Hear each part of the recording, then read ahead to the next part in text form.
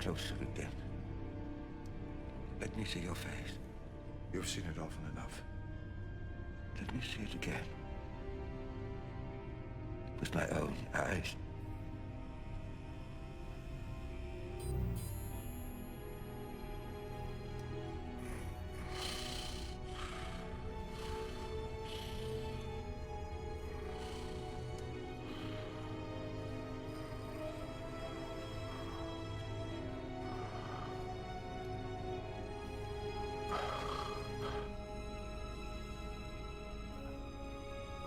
Closer, please.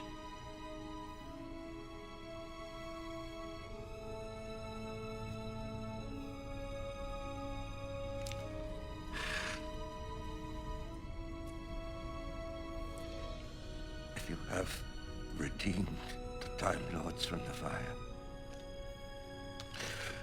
do not lose them again. Take the darkest path into the deepest hell. But protect your own, as I have sought to protect mine.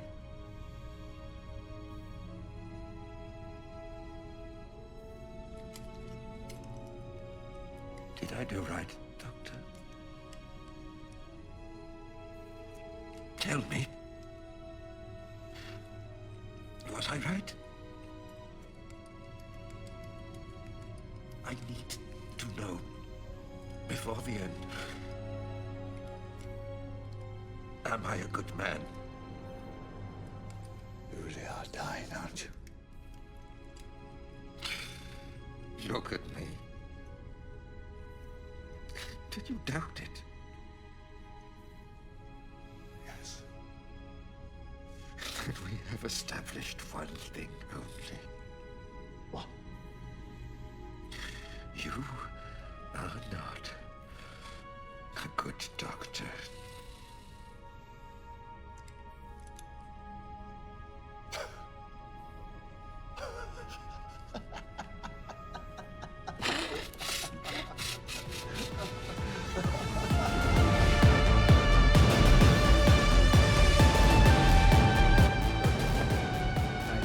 Another burp. Didn't you start the last one on the burp? Ugh. Hello and welcome to Who Watches Who, a Doctor Who podcast with me, Matthew, and as always, I am joined with a very gassy... I was waiting for you to fill in your name there. A very gassy... Yes, hello, I'm Scott. Yes, hello. A very gassy man named Scott, as we are looking at and concluding our viewing into this two-part Capaldi story of The Magician's Apprentice and The Witch's Familiar. Last week, we looked at The Magician's Apprentice, an episode that you were never too hot on, and one that I had always quite enjoyed.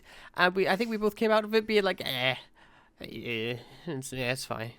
And maybe that feeling will reverberate all the way through into this second episode here with The Witch's Familiar. One that I remember having issues with when it first aired, when I first watched this at 15. And I still have the same issues, honestly, but I feel like they annoy me more, or rather, they don't annoy me more, but the stuff that's supposed to be charming isn't charming me in the same way that it did when I was 15, you know? So instead, I'm just left with the bad taste of the stuff I didn't like, because the stuff I did like, I don't really like anymore. So it's, we'll discover. Which is very strange, because I think I'm the exact opposite. Well, not the exact opposite, but I'm opposite to what I used to be. I think I enjoy this more and more attached to the stuff I like, but what stuff I like, well, stay tuned and find out. Yeah, because we don't really have too much preamble. If you want to listen to some behind-the-scenes stuff and things like that, go back and check out last week's episode.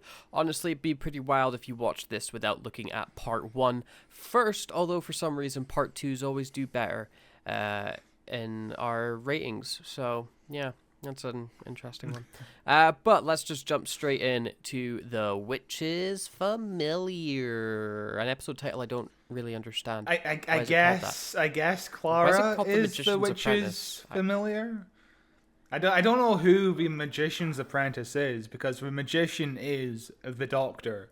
I presume so I guess, Witch would be Missy, therefore the Familiar would be Clara. It'd be But I'm not sure And why it's hyper-focused on that relationship in this episode, which is my least favorite part of the episode, their relationship. Well, my thinking, Magician's Apprentice, that's Clara. Witch's Familiar, that's Clara. So both of them are about Clara, but Clara spends both episodes with Missy. Yeah. You know? Yeah. I feel like it would be more impactful if she spent a bit more time with the Doctor in the first episode, but she spends like no time with him because he's fucked off somewhere else, you know, and then they get captured.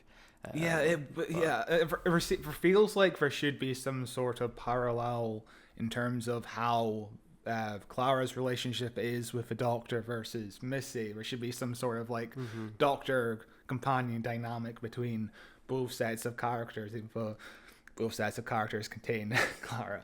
I don't, to be honest, I don't understand why Missy and Clara are even in this episode, because again, the main premise of the Doctor just sitting down and having a chat with Davros is infinitely way more interesting. Maybe you could have like Missy and Clara in the background and the Doctor's just like pleading with Davros, trying to get him to have mercy.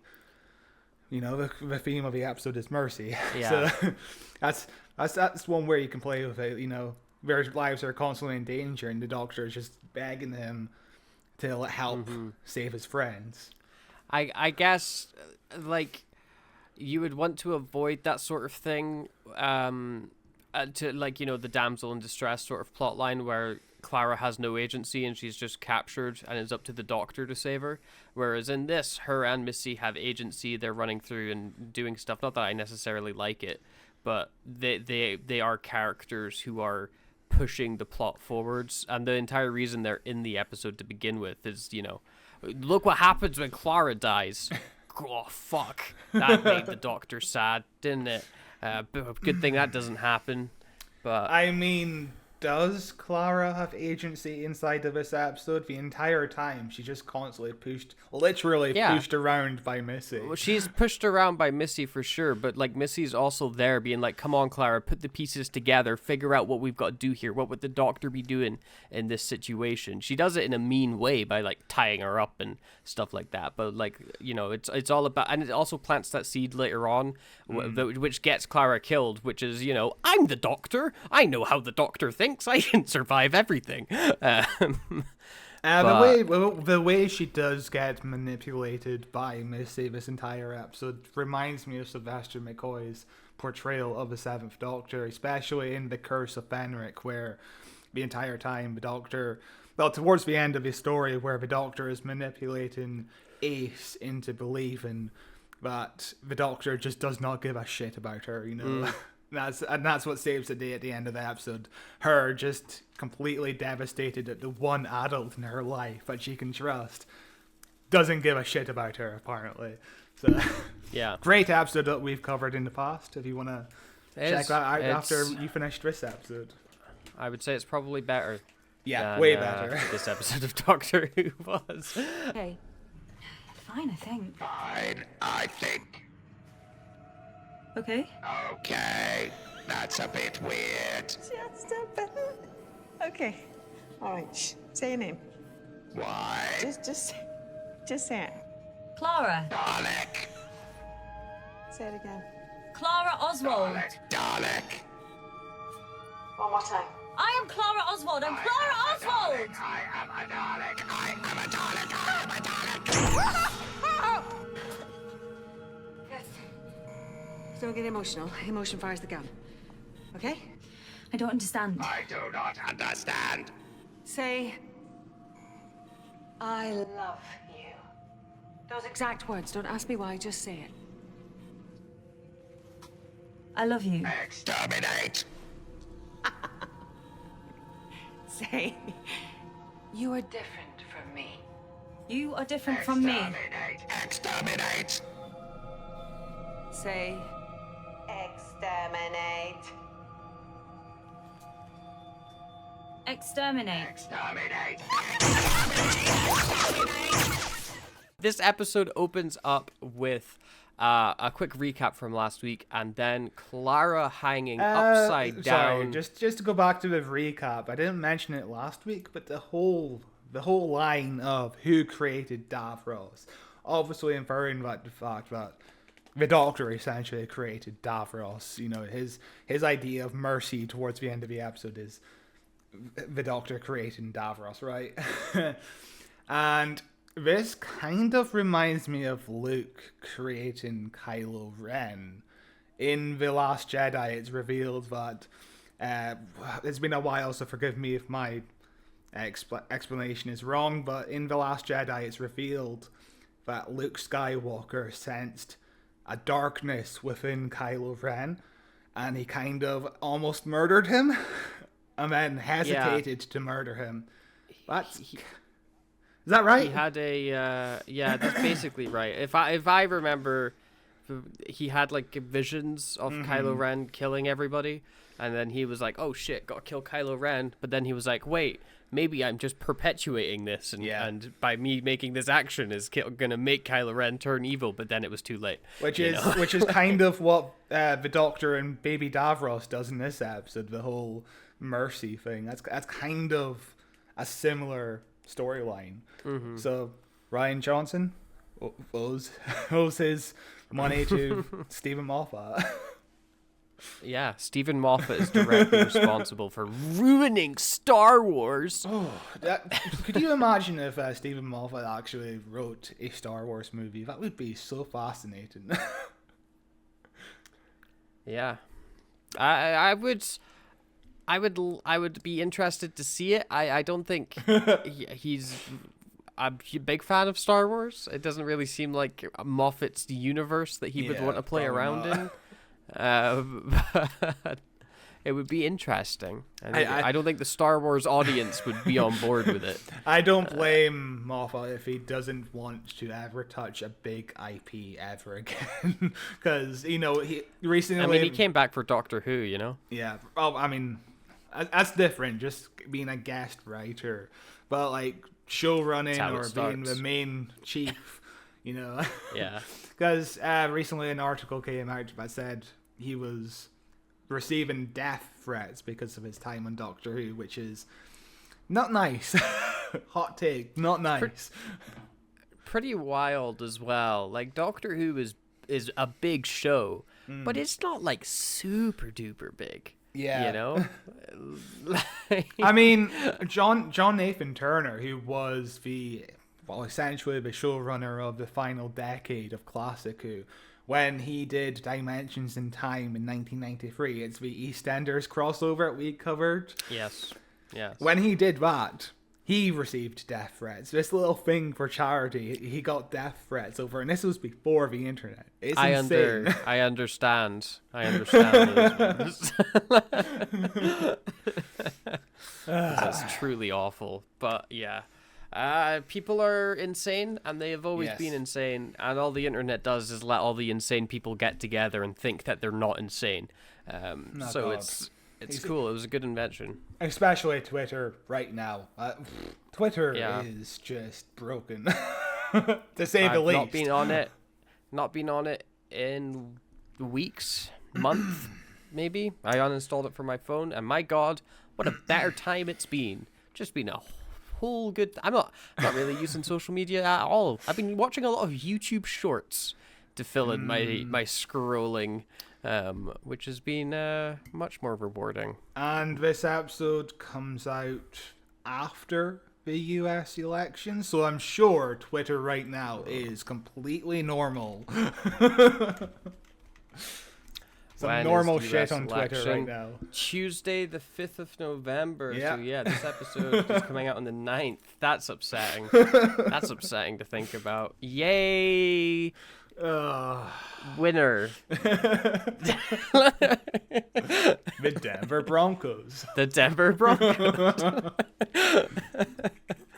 But right, let's actually begin this episode as we open up with a Clara hanging upside down in the desert of Scarrow, just outside the city, as Missy sharpens a stick, explaining away like, hey, let me tell you a story about the Doctor and how the Doctor likes to survive stuff.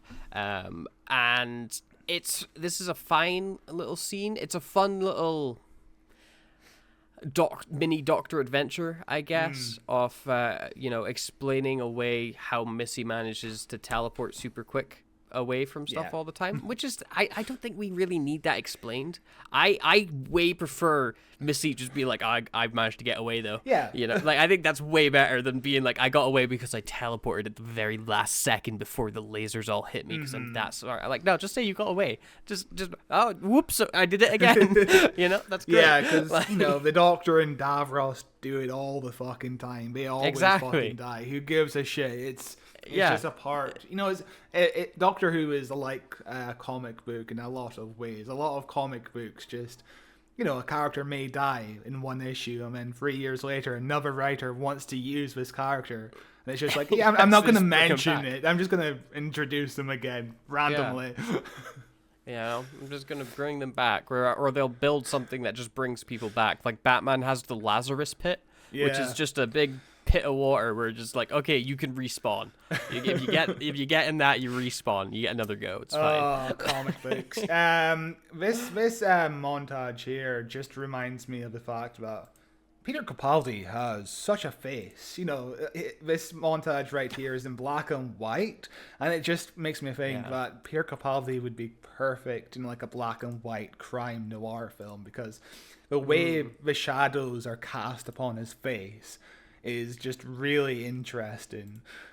It's got an interesting face.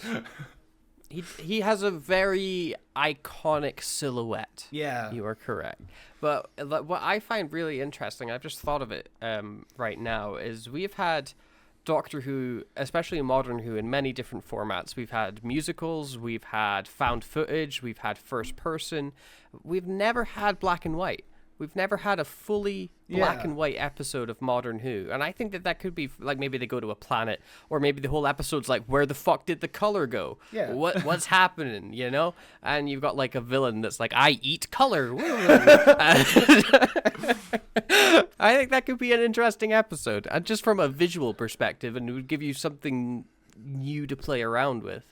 I gotta write that down and pitch it to Russell T Davies real quick. Like a 1947 New York set crime noir would be fucking great.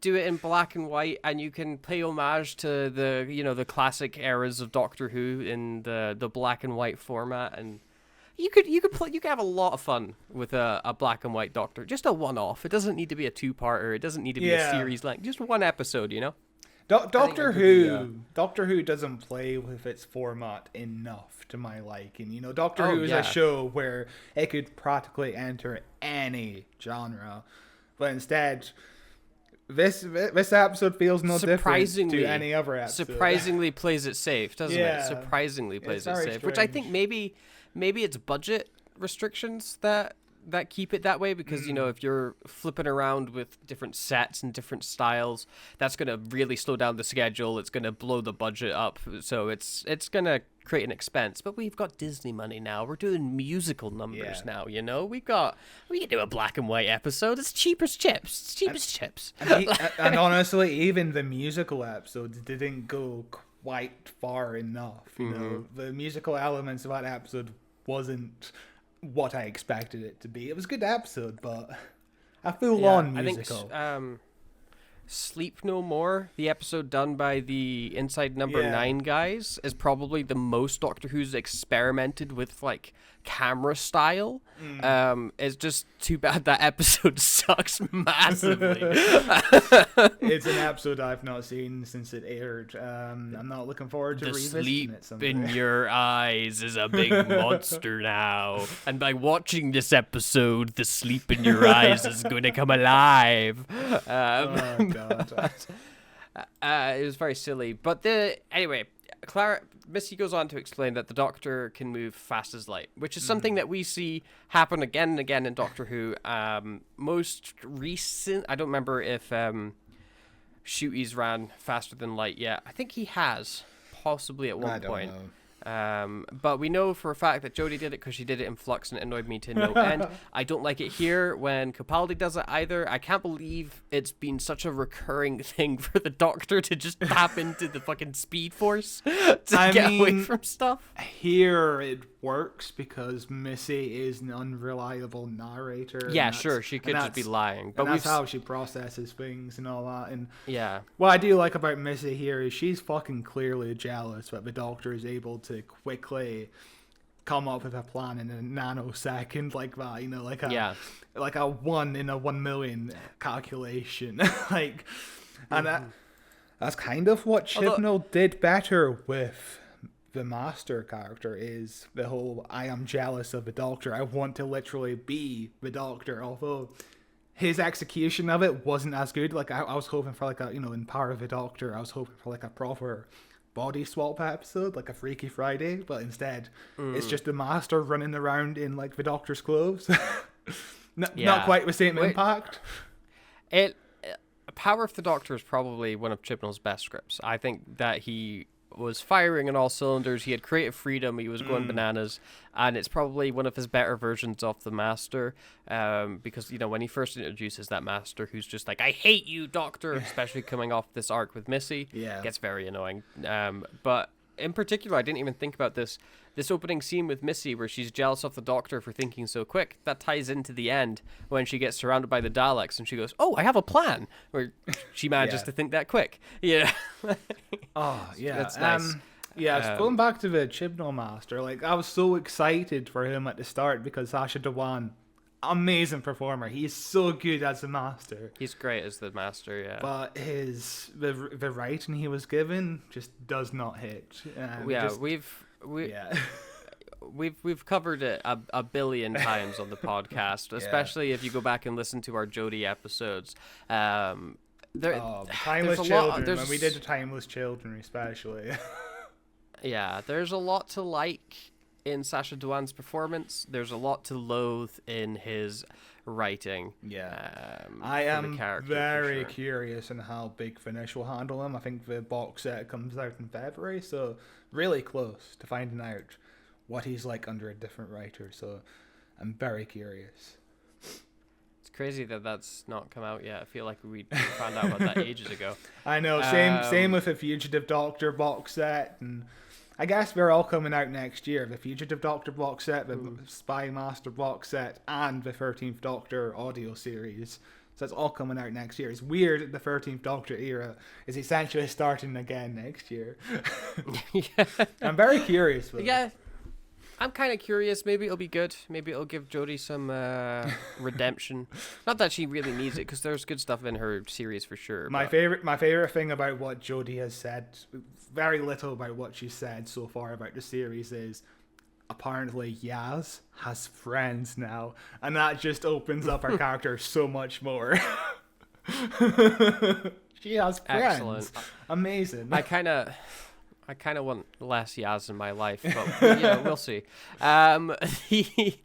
Missy explains that she's carving a stick because she's getting a bit hungry and they might need to go hunting, and Clara's tied up because maybe she won't be able to hunt anything, and we get some, light comedy between them. This is a recurring theme throughout, is the misadventures of Missy and Clara and the light-hearted comedy between them, which I'm not a huge fan of. I imagine in 2015 it would probably have made me laugh a bit more than it makes me laugh now in 2024. But I mean, that's just the nature of comedy, isn't it? You react to the moment. You don't really react for the future. So some of it doesn't hit hard. It feels a bit cringy at times, honestly. So it's a lot of what Missy is given is quite a lot of XD random sauce lines. Like, it feels like it would be really popular on Tumblr. Yeah, the Doctor escaped only to find himself in a nest of vampire monkeys. Oh, so random. Look how random we're being.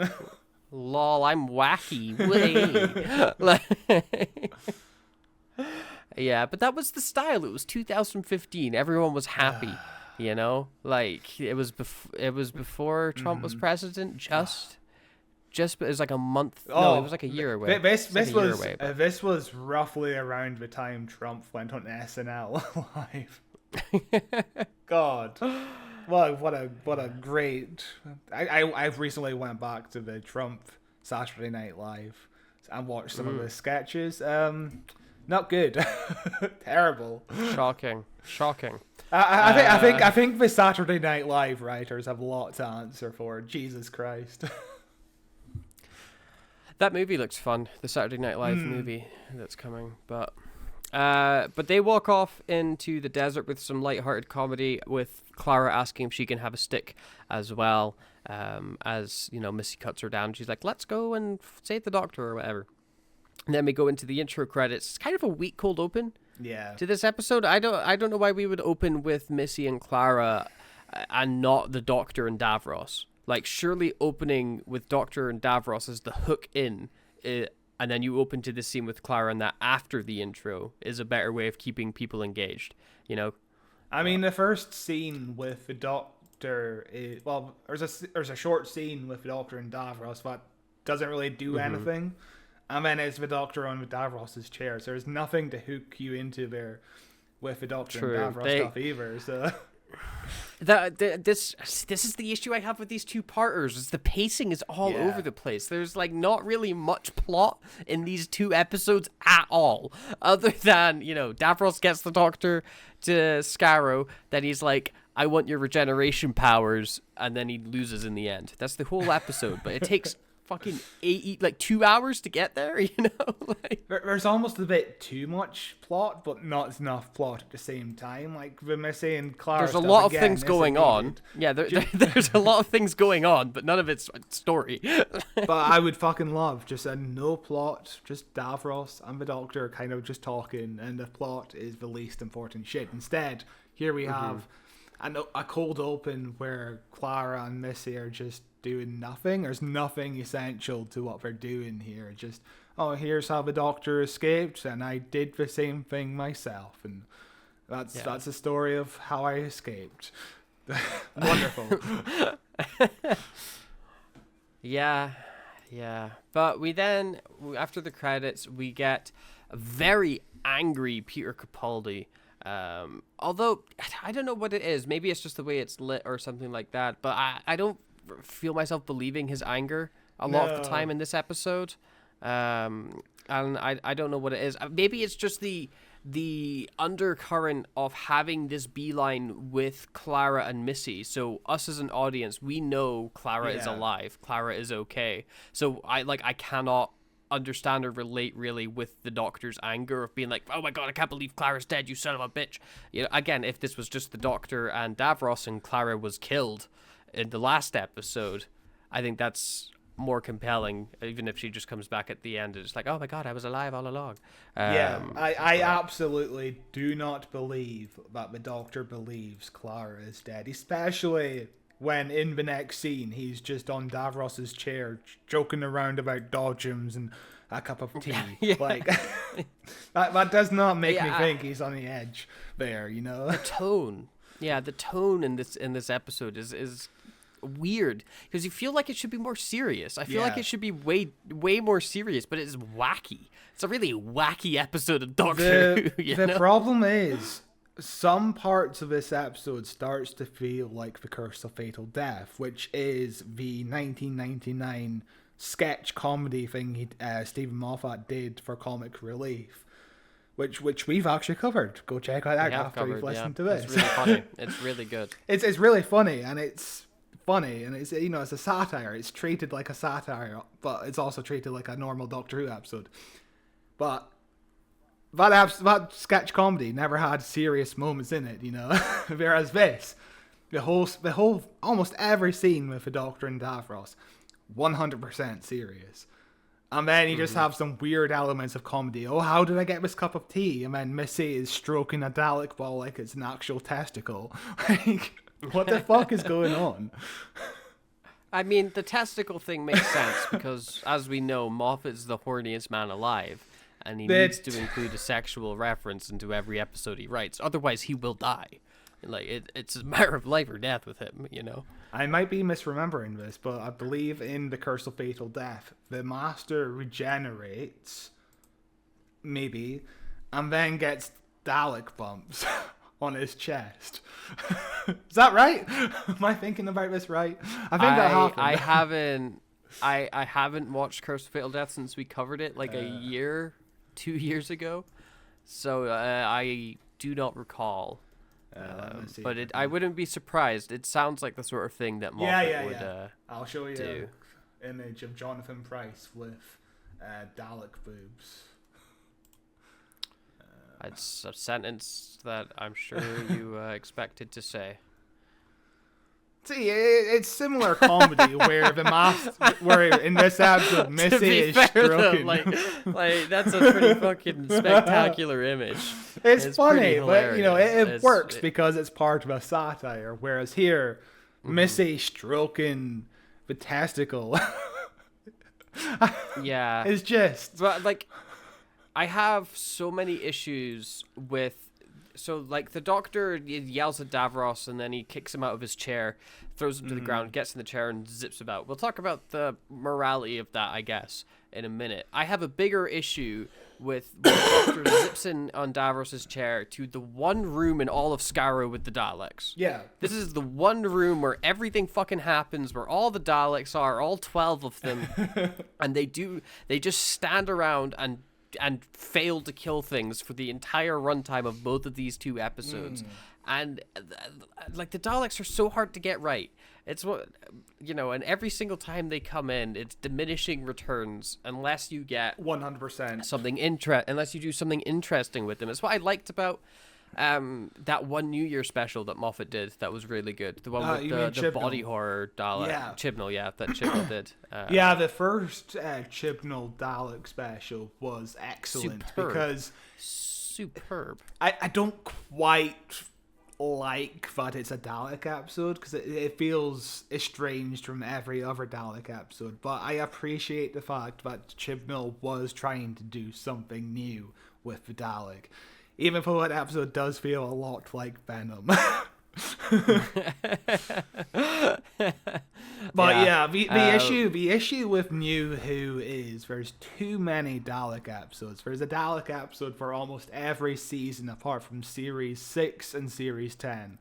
Every year the Daleks come back, and every year they are even worse than the last year. You know what I mean? Again, just because you have to up the stakes every time you bring them back because they have to be more dangerous than when you last defeated them. But by making them more dangerous, ironically, you make them less threatening. Yeah. Because the scale of them becomes so immense that you're like, oh, well, I don't really believe that any of this is threatening. You know, it might be entertaining. You know, like I like the Stolen Earth and stuff like that when you've got like hundreds of Daleks and giant spaceships and it's very Star Warsy and very sci-fi and pew pew pew, like that's fun, like that's a fun direction to take it. Or you go the opposite way, you've got like Into the Dalek or Dalek itself with just one Dalek and it's spooky and eerie and creepy. That's cool. When you've got Daleks like this and it's just kind of like, yeah, there's a bunch of them, there's just a bunch of Daleks everywhere, it's not scary, it's not creepy, it's not entertaining, it's frustrating. Yeah, but the Daleks definitely aren't treated seriously in this episode, especially with Missy later on just dancing around the Dalek laser beams with Clara. You know what I mean? That scene. Oh god, yeah, that whole stuff with the Daleks as well. It is pretty abysmal. And I'm fine with Daleks being treated satirically, you know. The third ever story with the Daleks, The Chase, is an insane story I really look forward to covering because it's just batshit insane. There's one episode where the Doctor and his companions find himself in a haunted house and Dracula and Frankenstein's monster are here and the Daleks are here as well, and Frankenstein's monster picks up one of the Daleks and body slams him. That's satire. That's really funny. It's insane. And I'm fine with it because the whole episode is fucking insane. It's satire, you know what I mean? Whereas here, the satire elements do not work because most of the episode is also trying to take things seriously. You can't have both intertwined. It just does not work. There's a lot of weird tonal whiplash in this episode. Speaking of, so the Doctor hates the fact that Davros is disabled, or he uses Davros's disability against him, which is an interesting one. It's an interesting one for sure, because he rips Davros out of his chair and steals his chair and, you know, does some, like, spinning around and makes some jokes and stuff about it. There is a plot reason for stealing the chair because it has a force field or whatever, you know, to save him from the Daleks when he goes to visit them, so that he's not just doing it out of being mean and, you know, making fun of Davros. And we do see Davros, you know, like, split in half, missing a hand, just laying on the floor for a large part. Yeah, a large part of this episode. That is how we look at Davros, which is interesting. I've seen some disabled people on Twitter say that they feel very uncomfortable with this storyline, especially seeing Davros on the ground, helpless. I can imagine that's a tough thing to watch in in a family-friendly fantasy show. Just the idea of the Doctor. Again, I'm not going to call Stephen Moffat ableist, or I don't believe the Doctor, the character is himself, is ableist. I don't think that's the intention of what's going on in this story arc here. It's just uncomfortable. It's very strange. Yeah, it's an awkward one for sure, because it's like the episode itself is like almost written entirely for the Doctor to, like, how else does the Doctor visit the Daleks without getting shot, without stealing Davros's chair for the force field? I guess he could make a force field with something. Use the sonic glasses to. But his sonic glasses are a the- secret still. He doesn't reveal that till later in the episode. But he could take his sonic glasses. He has it in the episode, and he could take the force field power to his glasses because it's a magic glasses, you know. Yeah. And now he has a force field. He has Davros's force field because Davros fell asleep because he's an old man. Although, like, maybe playing devil's advocate, and, you know, not saying that I necessarily agree with anything that I'm about to say, because I'm not entirely sure what I'm about to say, but so the entire purpose of this episode is for at least the first, like, 3/4 is to convince us, the audience, that Davros is a sympathetic character. We're supposed to feel bad for Davros. We're supposed to feel sorry for Davros. We're supposed to be humanizing Davros. Especially, you know, it goes all as far as to Davros opening his human eyes and weeping to the Doctor because he is that fragile, old, dying man, you know. And perhaps, you know, seeing Davros ripped out of his chair and just seeing him for the man and not the machine around him. You know, like, he is not a Dalek. He's not this big thing. He is just a man. And even then, like, he's a man that's been manipulated and eroded away by all this machinery and science and stuff like that. Maybe that is a way for us, the audience, to be like, oh, shit, hang on. The thing the Doctor did is kind of mean because look at Davros just sitting there and like, fuck, this is... You know, and then it leads into that sympathetic feelings that we should be feeling for Davros later on in the episode. Not saying that's necessarily the intent, because it definitely feels like it's played off for comedy. It definitely is. But I'm just saying, like, that you could look at it through that lens, which I think adds a more compelling layer to, other than just like, haha, I have your chair now, disabled man. You know, like... And I'm just going to say this because I imagine there's going to be some comments saying that we're being too sensitive. Davros isn't disabled because those were what people said. You know, going back to the whole Russell D. Davies thing last year when he brought back Davros for Children in Need, and he presented Davros as an able-bodied man before his accident. You know, that whole thing. And I remember scrolling through Twitter again, just a fucking terrible place, and seeing a lot of comments saying, oh, Russell T Davies is being too sensitive. Davros was never meant to be disabled. If you go back to the original notes describing Davros, Terry Nation describes it as a wheelchair. You know, it's a wheelchair, but people keep on saying it's not a wheelchair. Sorry, Davros is blind. He's missing several limbs. He's heavily deformed. He's on constant life support throughout most of his appearances. Is that not a disability? Is that not several disabilities? I'm sorry. Yeah. And like, I fully agree that Davros is in a wheelchair, that Davros is disabled. Yeah.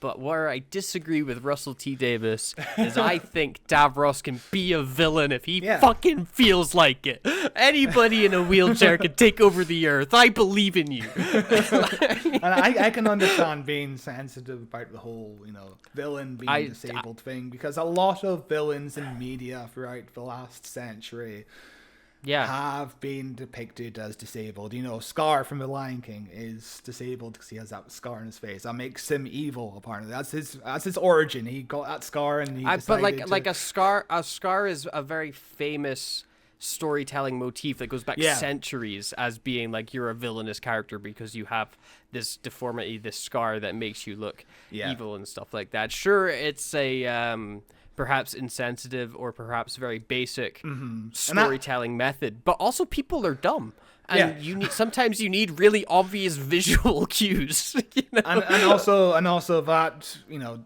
the idea of presenting a villain as being deformed presents a stigma in real life. You know, you know, the idea of someone being deformed being less human, you know. I would also say that it's not on media to educate people on what is right or what is wrong. You should be able to defer the fact that just because this villain has a big scar on his eye doesn't mean everybody with a big scar on their eye is a villain, you know? And it also goes into this whole thing of changing characters from the past. Like just make new characters. Yeah. Make a new iconic villain that doesn't need a wheelchair. You know, and maybe we don't see Davros ever again. Oh well, you know, we've got this new villain, Bavros. Like, honestly, I went back to rewatch the Children in Need short earlier today. Fucking terrible, by the way. That fucking music that plays when David Tennant pops out of the TARDIS is just fucking terrible.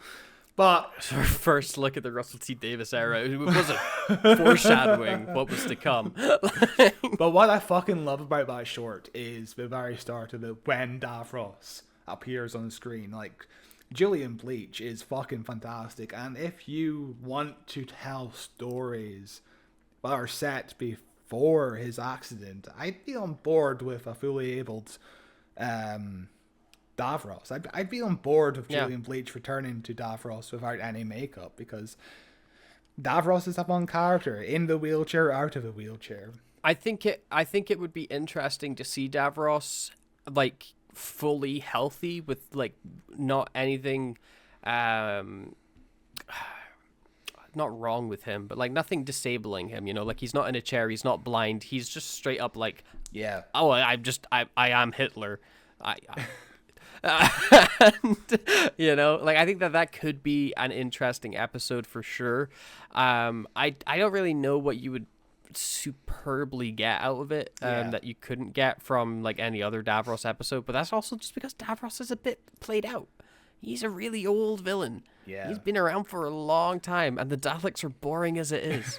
You know? And, you know, I fucking love Davros every fucking time he appears. But I have a Davros figurine in my room.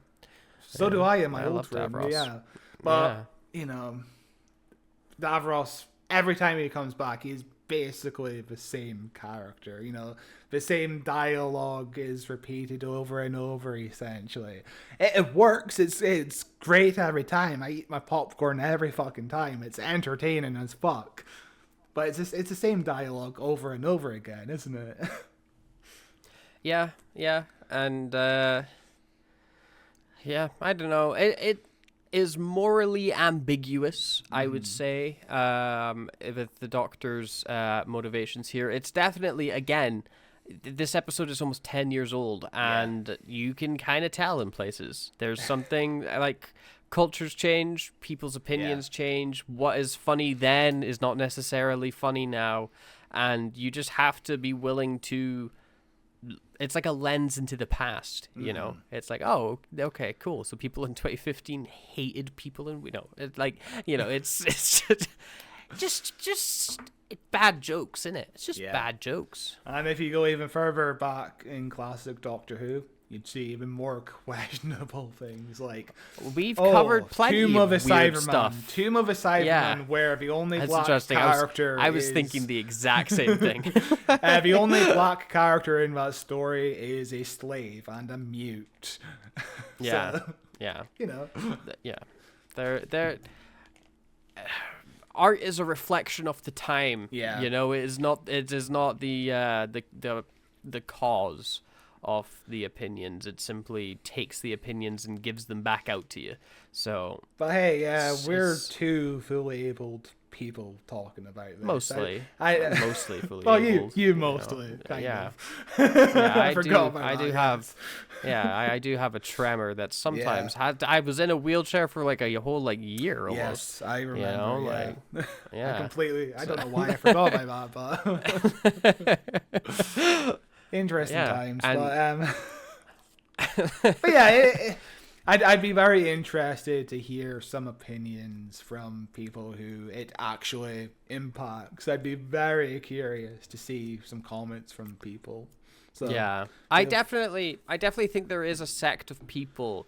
I'm seeing this more and more often, and maybe it's just me getting jaded and old and disagreeing with all the teenagers that are now online, because I am no longer one of those teenagers online as I'm, you know, developing into a just adult. But like, I was listening to a wrestling podcast, and this is I'm going to throw in some actual thing some drama that's happened in wrestling recently. There is a character called Carlito. He is a bad guy, a heel, and he's an idiot. He's a doofus. He's a complete goofy guy. He's played off for comedy a lot of the time. He was going in to do a promo, chatting with this guy who was just busy. He was just finishing talking with two Japanese women wrestlers who were badass, Kairi Sane and somebody else whose name I've forgotten. Xia Li, maybe? I don't remember. I didn't watch the segment. I've only listened to podcasts about it. Carlito goes in. They say something to him in Japanese and walk away. And he goes, oh, boy, I better start learning Chinese. And then, that's how it then transitions into whatever he was about to talk to. This upset a few people because they're like, what the fuck? Why was Carlito just racist there? That felt really out of place and made me really uncomfortable. There's a group of other people being like, he's a bad guy and he's an idiot. Yeah. Of course he's going to be racist and get it wrong.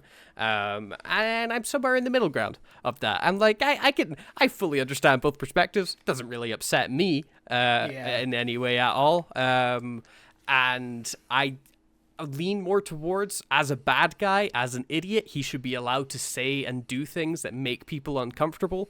And I like it when things challenge me. You know, I don't like it when things are like, oh yeah, I felt completely fine the entire way. I want to go like, oh, that was and then think about why did that make me uncomfortable, you know, and process that. But you know.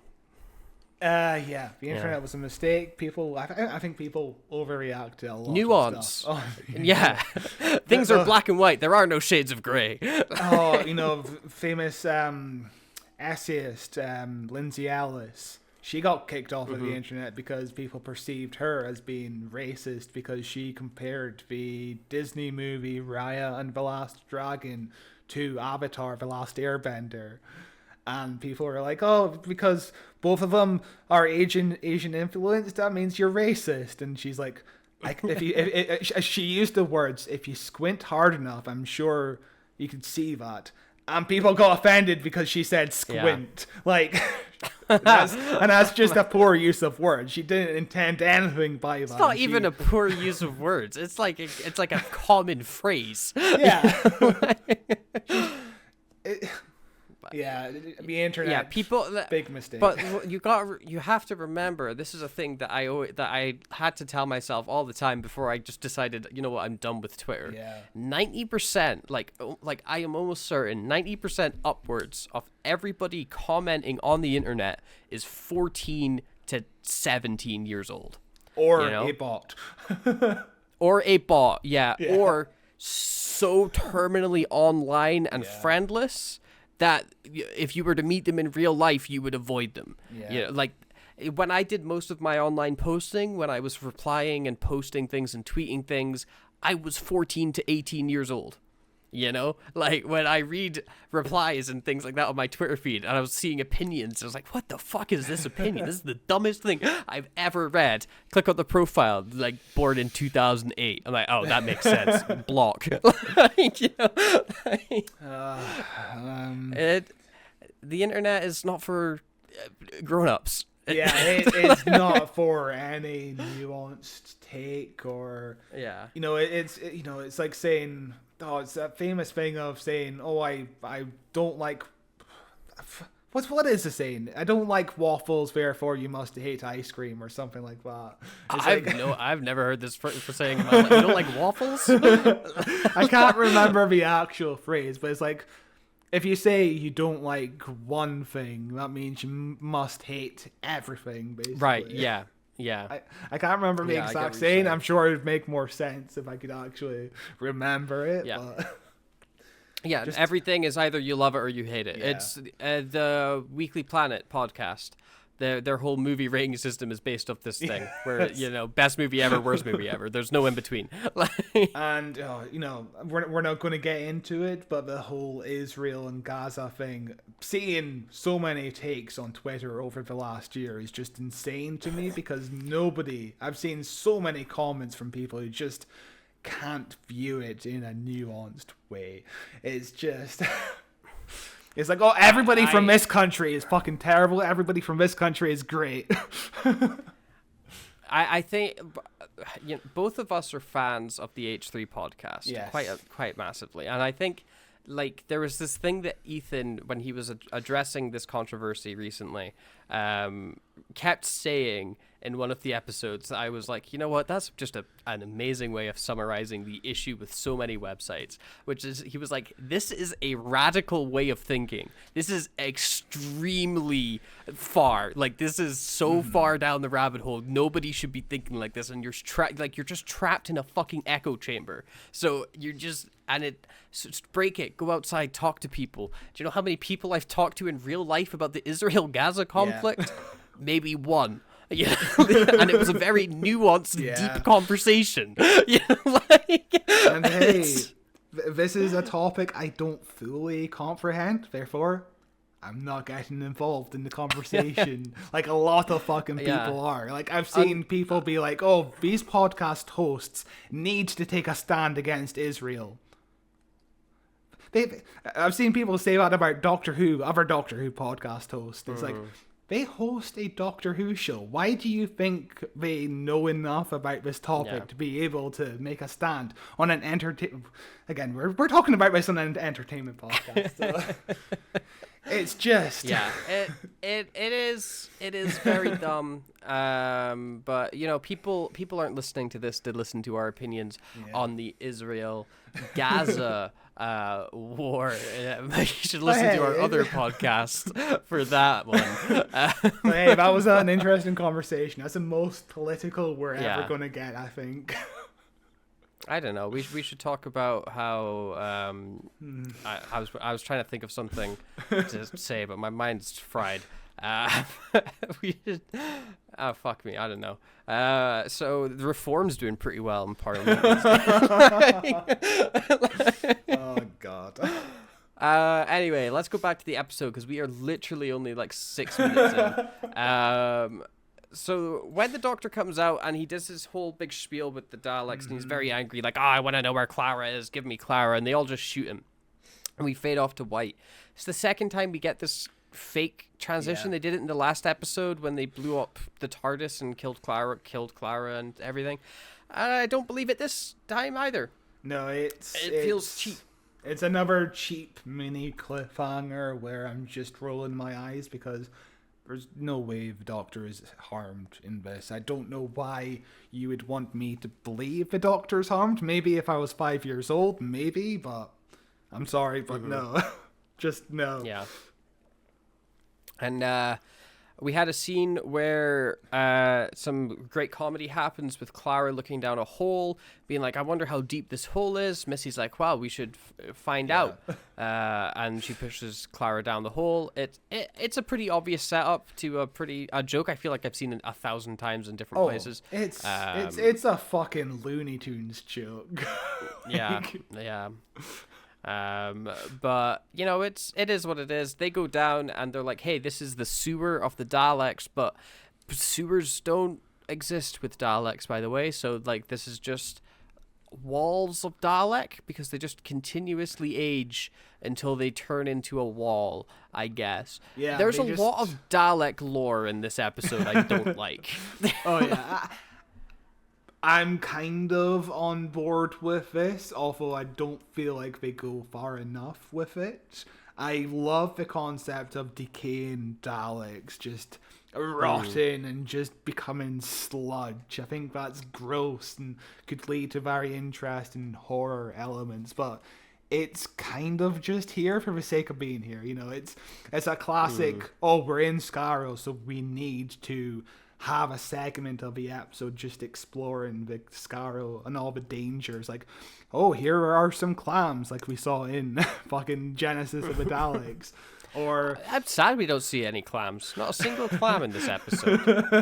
where are the fucking clams? Where are the clams? Or in the original Dalek story where some people got trapped inside of the river, and the river was deadly or something. It's been a while. Made of clams. It was made of clams.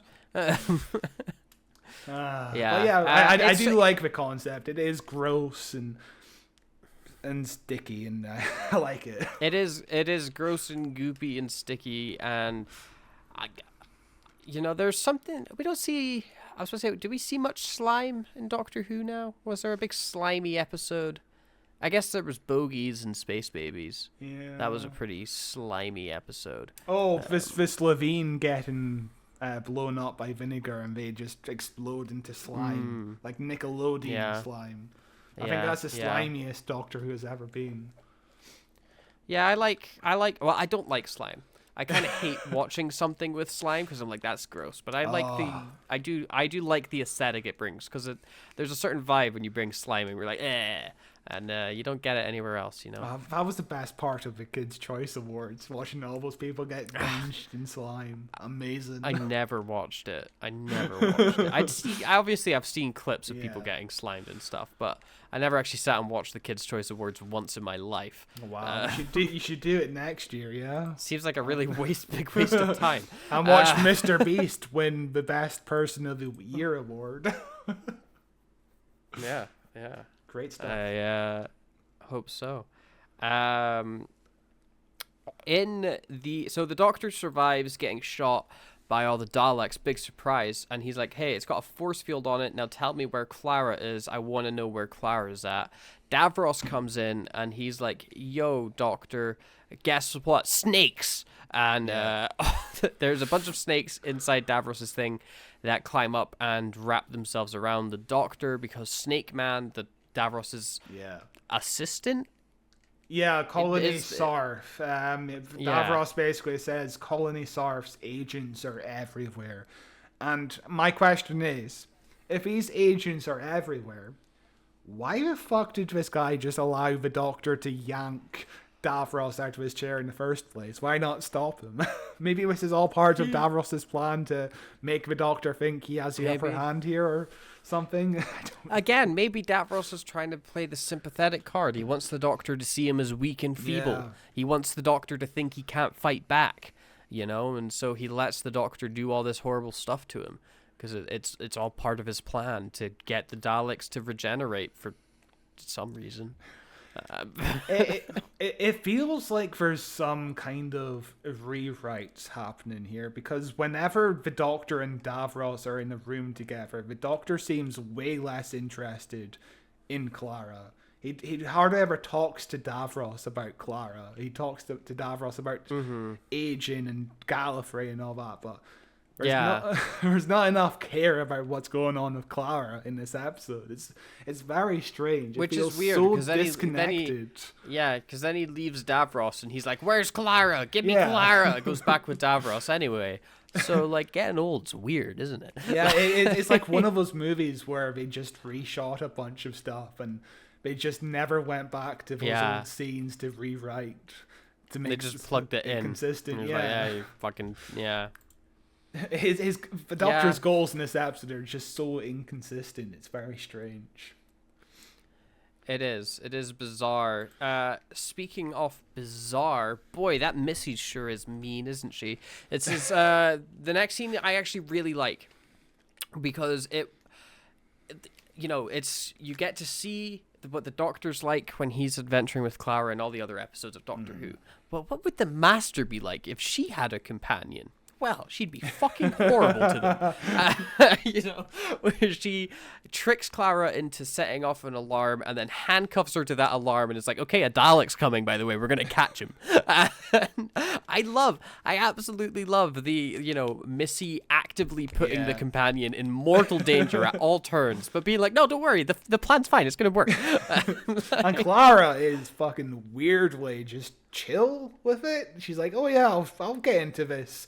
I'll be chained to the wall. She doesn't fight back very much, to be fair. Yeah, but you gotta go with the flow sometimes. But I liked the setup. I just like the exploration of the more Missy. I think is always great. I definitely think they kind of find her voice a bit better in the next series. In series 10 they do good stuff with her in this series, and again in series, she shows up in series 8, doesn't she? Because obviously we know who she is.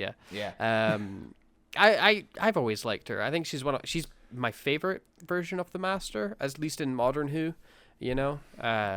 She's definitely grown on me, especially because of series 10. If series 10 wasn't a thing, I'd be less into her, but series 10 is where her arc really goes into a good place.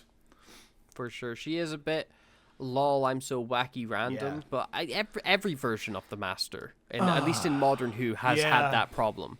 And that's my biggest issue with her. She's too lol random. Again, they've got to be the Joker. They try to be the Joker. Again, I prefer the Roger Delgado, not serious, but he's kind of campy, but a campy kind of serious. He's like a steampunk villain, kind of, with his evil twirling mustache and his pointy beard, like the one you're growing right now. Yeah, my Keemstar beard. That's what I'm hoping for. If it comes out really pointed. But like you've got like maybe the wackiness, the lol randomness is just the modern version of camp. Yeah. Because you don't really get that style of camp anymore because it's very much off its era, and it would feel so totally out of place for the Master to act that way. Though I'd kind of love it. The Master comes in, they're like this arch villain from the 60s.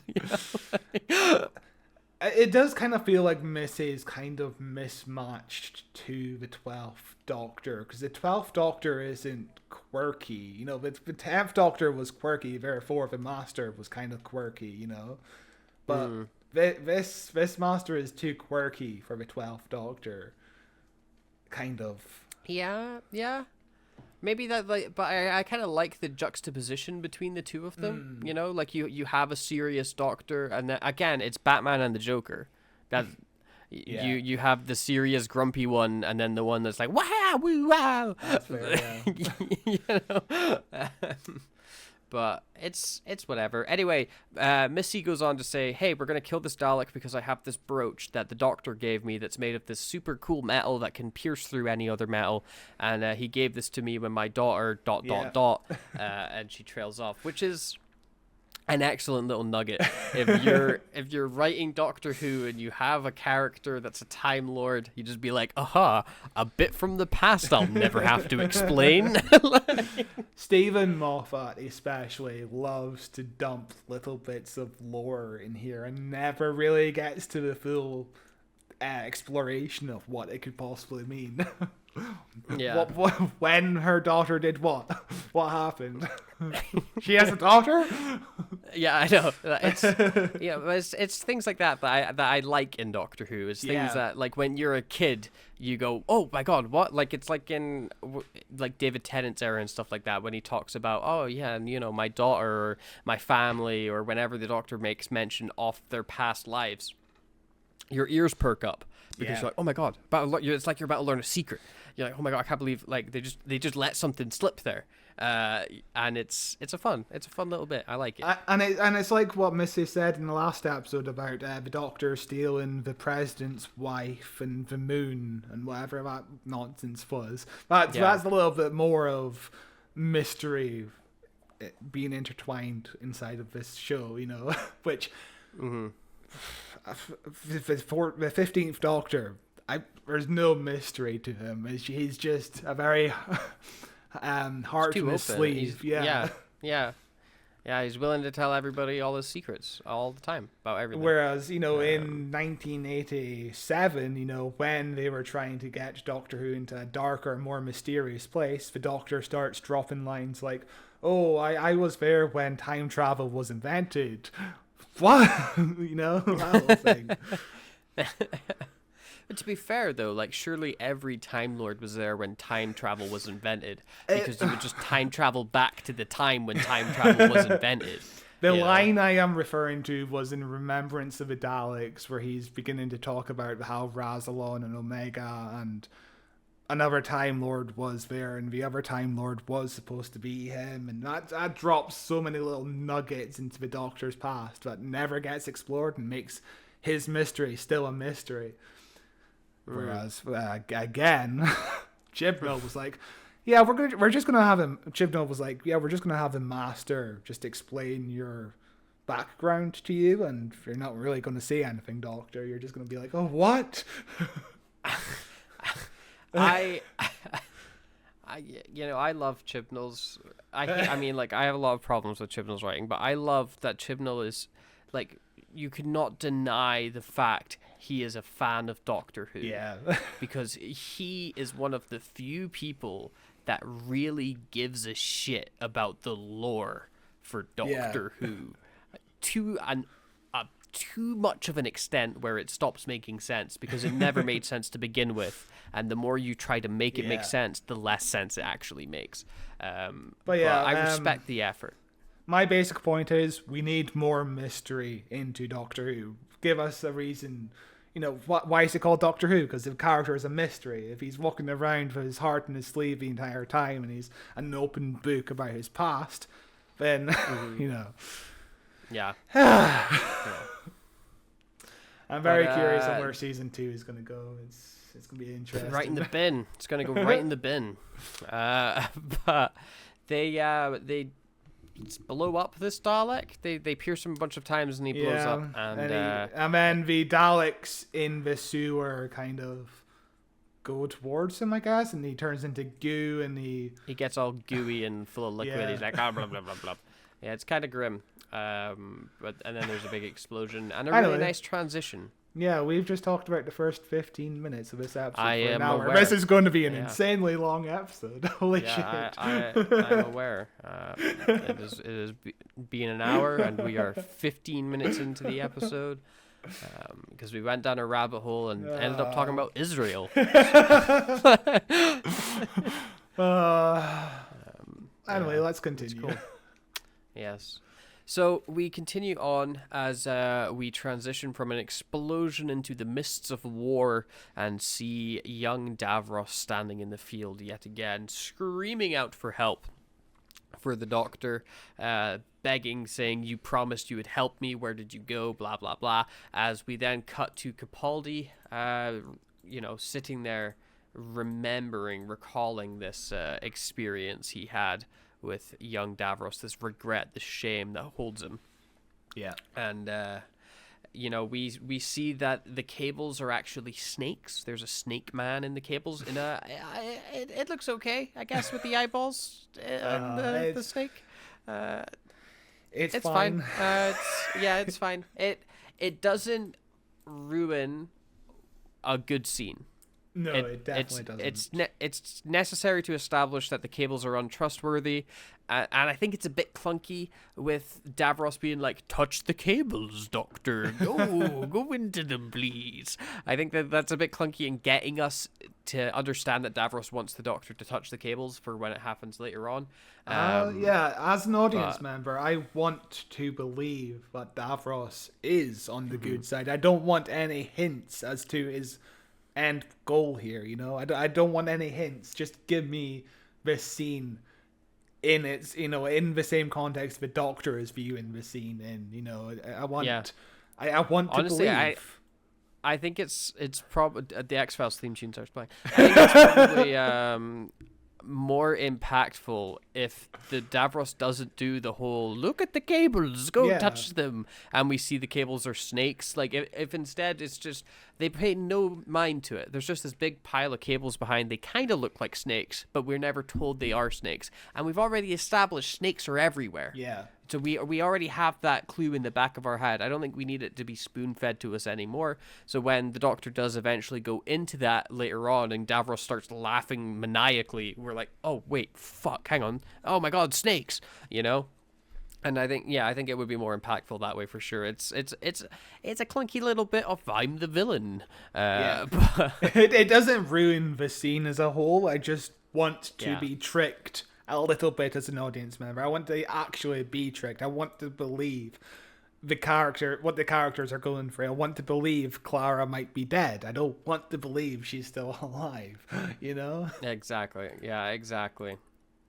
There's really two major scenes in this next 15-minute block that we're going to talk about, and it cuts around a little bit, and I don't really remember what was going on in those cutting around bits, so I'm just going to talk about them as two separate chunks. So just pretend that we get all of the stuff in one bit and then all the stuff in the next bit. So do you want to talk about the Dalek stuff or the Davros stuff first? The worst part or the best part of the episode. What do we talk about first?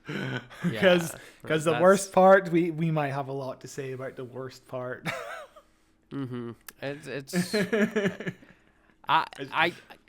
Let's just talk about the Dalek stuff because it's going to distract me when we go into talking about the Davros stuff. So Missy and Clara have got a Dalek casing. They've killed the Dalek inside it, and they toss him out. Missy's like, get inside this Dalek. So Clara goes into the Dalek. She straps her up into it. She attaches some cables to her head. They never once in this entire episode pay reference to Souffle Girl.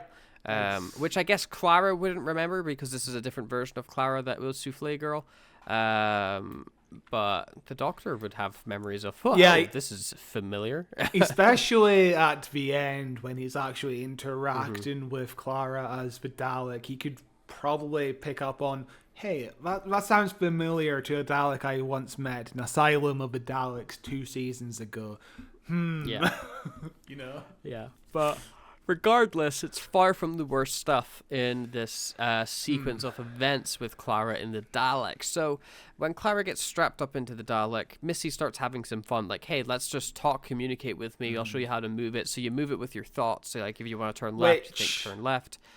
Which is a retcon in itself. The whole tie the tubes up to your head so you can telepathically control the Dalek. That's a bit of a retcon because when we've seen companions go inside of the Dalek before, like in the very first episode when Ian climbs inside of the Dalek, there's nothing like this. He just controls the Dalek. I just always imagine there's like little pedals. Yeah. But I am fine with this retcon. I can imagine it being hooked up to the little blob inside, and that's how they control it. That completely works, and I'm on board with it. This retcon so far. Yeah. But Then it continues on, and it's like, say your name, and she's like, I'm Clara, to which the Dalek says, I am a Dalek, which I guess kind of makes sense. If you're a Dalek, you wouldn't, because it's trying to wrap my head around like what is the Dalek voice, because is the Dalek container just a vessel for the Dalek to ride in, or is it a prison that thinks on its own and manipulates the Dalek inside of it? Is it a symbiotic relationship? Because I always assumed the casing is like a suit of armor for the actual Dalek inside of it. That's always been the intent of the Daleks. You know, we met the Khalids before they became Daleks. They're fucking Nazis. They hate everyone. Yeah. They have no reason to need this extra layer of. It's essentially AI that's replacing some words and also all that does shit. it even make sense within established? I mean nothing makes sense in established Doctor Who lore, but like the Cult of Skaro, you've got Dalek Khan, Dalek Sec. Exactly. These are Daleks with names. You know, like, Look, maybe if you could rewrite this episode and give Davros a line of, these current Daleks, I'm being a bit picky right now. Me as Davros, I'm being a bit picky right now because going through a phase. Finding good Daleks right now is difficult. I can't find evil people to turn into Daleks, and there's something wrong with the processor where these blobs start fighting back. Therefore, I have to recreate the Dalek armor to then control the little blob inside, so it becomes evil. It can never express anything pure. It is always evil. Maybe I'd be on board with that explanation, but that's not what's going on here. There's no indication of that. You could do like maybe Davros is like, these are my personal guard Daleks, and I've made sure that these guys have no personality outside of protect me. Kill everybody, hate everything, and don't even think like you are Dalek. You're not Khan, you're not Sec, you're not Bob, you are Dalek. And but like again, that would be a clunky bit of exposition to try and throw in there. I don't know how you'd really make it connect, but either way, it's again far from the worst thing established in this scene, because it goes on with I am Clara, I am a Dalek, and then Missy's like, say I love you. She goes, okay, I love you. Exterminate is said, and I get, like, the only thing I can think is that the machine is acting like a Dalek translator. Yeah. So the Daleks don't have words for I love you. So instead it correlates that to the nearest possible translation in Dalek language, which is exterminate. And that's what you're just hearing through the machine. But it adds so many weird, complicated questions about the hatred within the Daleks inside the actual machine, whether or not they're like expressing what they actually want to express, what we're ever being told about them is true, and there's a lot of lore for the Daleks in this, The Dalek says exterminate because the mutant Khalid inside the tank wants to exterminate. That's, the mutant itself is saying exterminate in every other instance in the show, but this episode poses the question of, hey, perhaps maybe a Dalek is a really nice guy and he's just what if a Dalek could love? Although the Daleks going around, it's kind of a tragic story. The Daleks flying around the galaxy, trying to spread love and happiness, but the machine has trapped them, and all they can spread is pain and agony. They go to Earth. They go, I love you, humans. I love you. Exterminate, exterminate, firing lasers. This upsets the Daleks greatly, seeing all this pain and destruction they're causing, which makes the lasers fire even more. Oh, you need to try and pick up the Robert Shearman book novelization of the 2005 episode Dalek, because there is a chapter in this book where a Dalek is from the point of view of a Dalek, where he runs into the War Doctor, and it's all, we learn the Daleks' inner process, and it's really fascinating. I can't I can't remember any lines of dialogue, but it is really interesting because it's almost like a baby and it's almost like learning to be conditioned. But I think that's way more interesting than what's depicted inside of this episode. Because Yeah. you know, we met the fucking Khalids. They were Nazis. They hated everyone who wasn't a Khalid, basically. And a Dalek itself is a mutated Khalid who is kind of conditioned into being even more evil.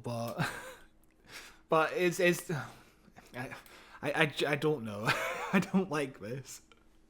Yeah, it's bad. It's weird, and the entire purpose of its existence within this episode is so later on, when Capaldi is confronted with the casing that contains Clara, he can't immediately figure out that it's Clara, so that we can go like, oh, is he gonna shoot her? Is he gonna kill the Dalek that contains Clara? Because Clara can't say, hey, it's me, Clara, the Dalek. I'm just in a Dalek suit. Even though in any other version of the Daleks, she could say that completely fine. It is rewriting Dalek lore to fit the current problem you have in the script, which I'm not a huge fan of, because it's a huge fucking rewrite to the lore that makes no sense and is ignored, I feel, outside of this episode. You know, like, this is just for this episode, Daleks function this way, which I'm not a huge fan of.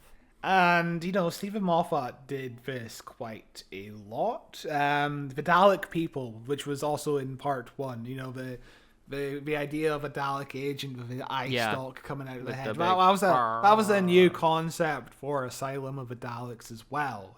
So and also, you know, in Series 5 with the Teletubby Daleks, like every time the Daleks come back, he tries to reinvent the wheel almost. Like, remember that one time in Asylum of the Daleks, it ends with every Dalek getting their memories erased of the Doctor, and you're like, oh, this could go somewhere interesting. I mean, it's never addressed again. Yeah, yes, I do remember, because I watched that episode very recently. Yeah. On a plane. Interesting. Yeah, I feel like Moffat, out of all of the showrunners we've had, probably struggled with the Daleks the most. I feel like he had the weakest Dalek scripts. Like, even like his stronger ones, like the World War II ones with you know, the whatever they were called with Churchill. Yeah, Victory of the Daleks. Yeah, that's been one of the Teletubbies. Yeah. But you know, it's. He struggled with them, and they weren't ever the best. There's maybe some gem moments and some good stuff mixed in there. This is I would say this is one of his better Dalek episodes, but it's just because of Davros. The Dalek stuff sucks. The Davros stuff is good. It's a bad Dalek episode, a really good Davros episode. And also a bad Missy episode. It is a bad Missy episode, yeah. And it's a bad Clara episode as well. Yeah. She's not very likable in this episode. It's a decent Capaldi episode. Good performance. Yeah. Weird Doctor episode, though. Doctor's being weird in this episode. He's doing some weird things. Very, but I guess again, he's fueled by very anger. inconsistent. Yeah, very inconsistent, Yeah. which the Doctor addresses himself in the scene with Davros. He's just like, I'm inconsistent. Which... Yeah, which is fun. But yeah, I don't have that many other thoughts on the whole Daleks thing. It's bad. It is purely for this episode. I actually remember when this episode first aired on TV, and I went into school the next day, or like on Monday because it's aired on Saturday, and was talking to my friends who had watched this episode. And I remember in particular one friend fucking hated this episode and was like, I am done watching Doctor Who. I hate Stephen Moffat. I hate what they did with the Daleks. I hate what they did with Davros's eyes. Everything in this episode annoyed the fuck out of me. I am never watching Capaldi's era of Doctor Who again. And which I feel like was the sentiment of a lot of fans during this time of Doctor Who. It was definitely my sentiment. I fucking hated all the retcons in this episode. Yeah. Now I'm just kind of baffled by them more than angry by them. I think enough time has passed where I'm like, because, you know, again, Doctor Who has retcons all the fucking time. When Chibnall did the Daleks in his first appearance, in his first written episode, Dalek episode, he retconned the Daleks. It's fine, you know. But everything gets retconned in this show. Yeah, it is what it is. Yeah. But, Yeah. It. You know, I always like the silver lining. I was when I first watched it, I was like, yeah, but the Capaldi and Davros stuff was so fucking awesome. Yeah. And that's what I really focused in on. But you know, it has its flaws. It has its good stuff.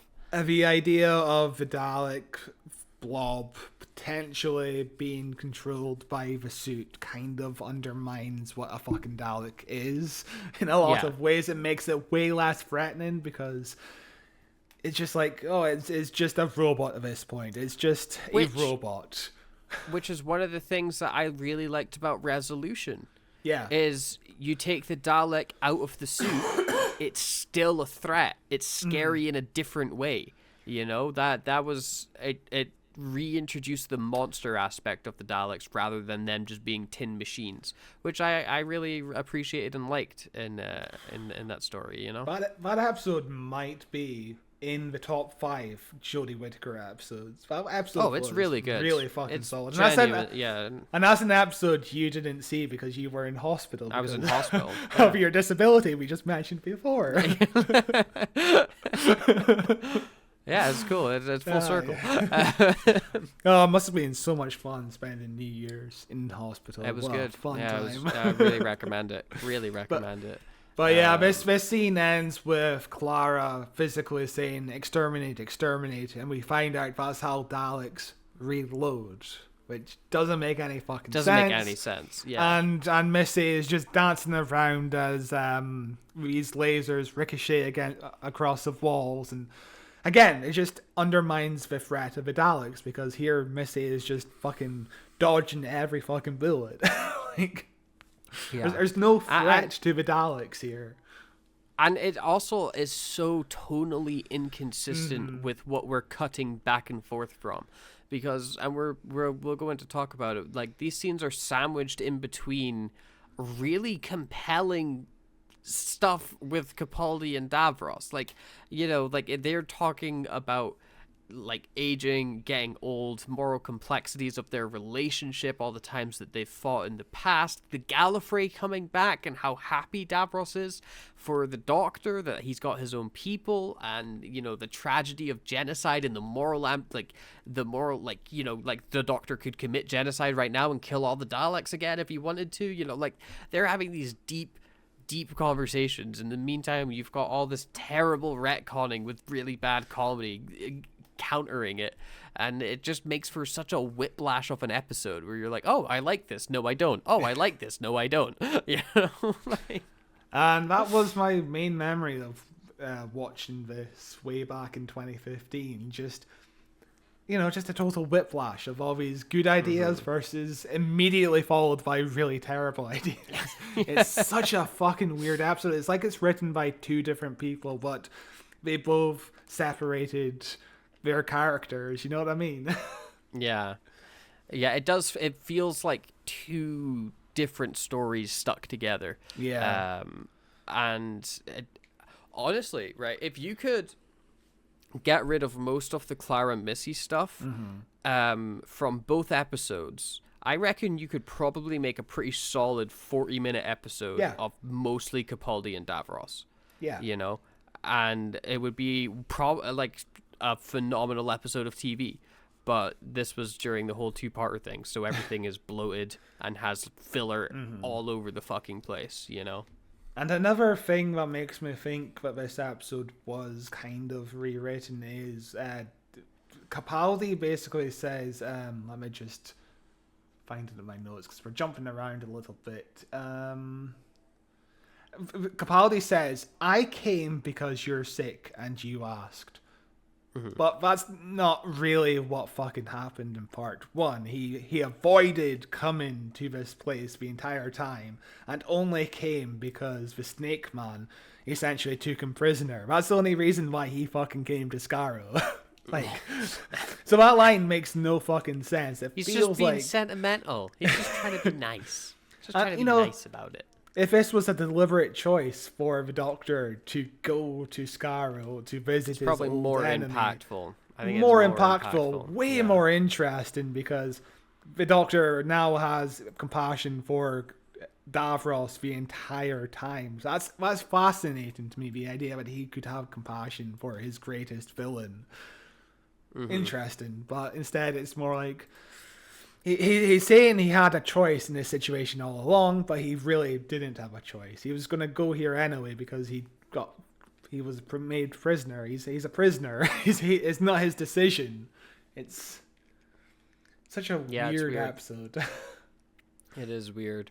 But let's talk about the Davros Doctor stuff. Pretty good. Pretty good. Yeah, that's it. So, but anyway, no, we've said it building up to this entire thing. I want this to be the episode. Yes. It gets a really decent chunk of this episode. Like most of the middle part of The Witch's Familiar is just Davros and Capaldi chatting, and fucking excellent.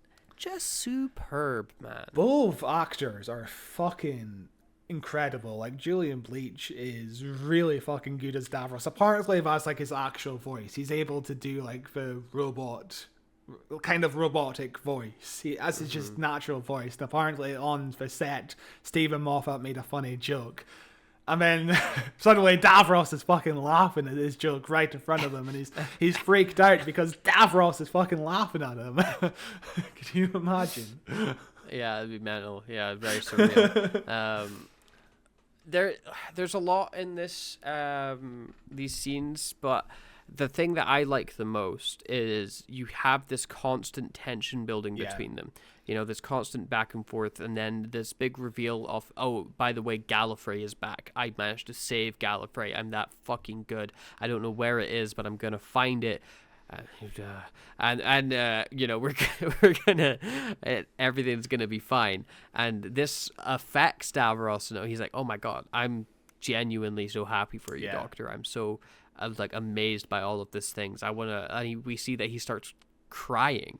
He's like, I want to look at you with my own eyes. He turns off his Dalek eye, opens up his flesh eyes, which was a massive thing at the time. I remember this upsetting so many people, particularly there's a friend at school that I previously mentioned. I remember she was very upset by this because it was like he has eyes the whole time. That's fucking dumb, which I could kind of get because it does look like he has his eyes ripped out and it looks like scarring, but he's just kind of closed his eyes. I'm not quite sure why his eyes are closed the entire time. Maybe it's just permanent pink eye. He just has permanent pink eye. my only guess is because he wants to kind of be like Dalek, so he's only looking through his Dalek eye instead of his actual boring Khaled eyes. He wants to see the world like a Dalek, so he looks through the Dalek eye. But either way, him opening his eyes is a genuinely really important and emotionally impactful moment, because we are now experiencing and witnessing Davros not as a Dalek, but as a man. We're seeing him as almost as a human. He's technically not a human, but I mean he's a human. We're seeing him in a way we've never seen him before. We've never seen him cry. We've never seen him have emotions, and this affects the Doctor in the same way. The Doctor gets down on his knees. He's like, "Oh my god, what the fuck is happening?" And the Davros ends up making a joke, and he says he's a bad Doctor. Because Davros is like, do you really not believe I'm dying, Doctor? And the Doctor's like, no, you fucking die all the time. What are you talking about? And Davros is like, well, if you can't believe I'm actually dying, you must be a really bad Doctor.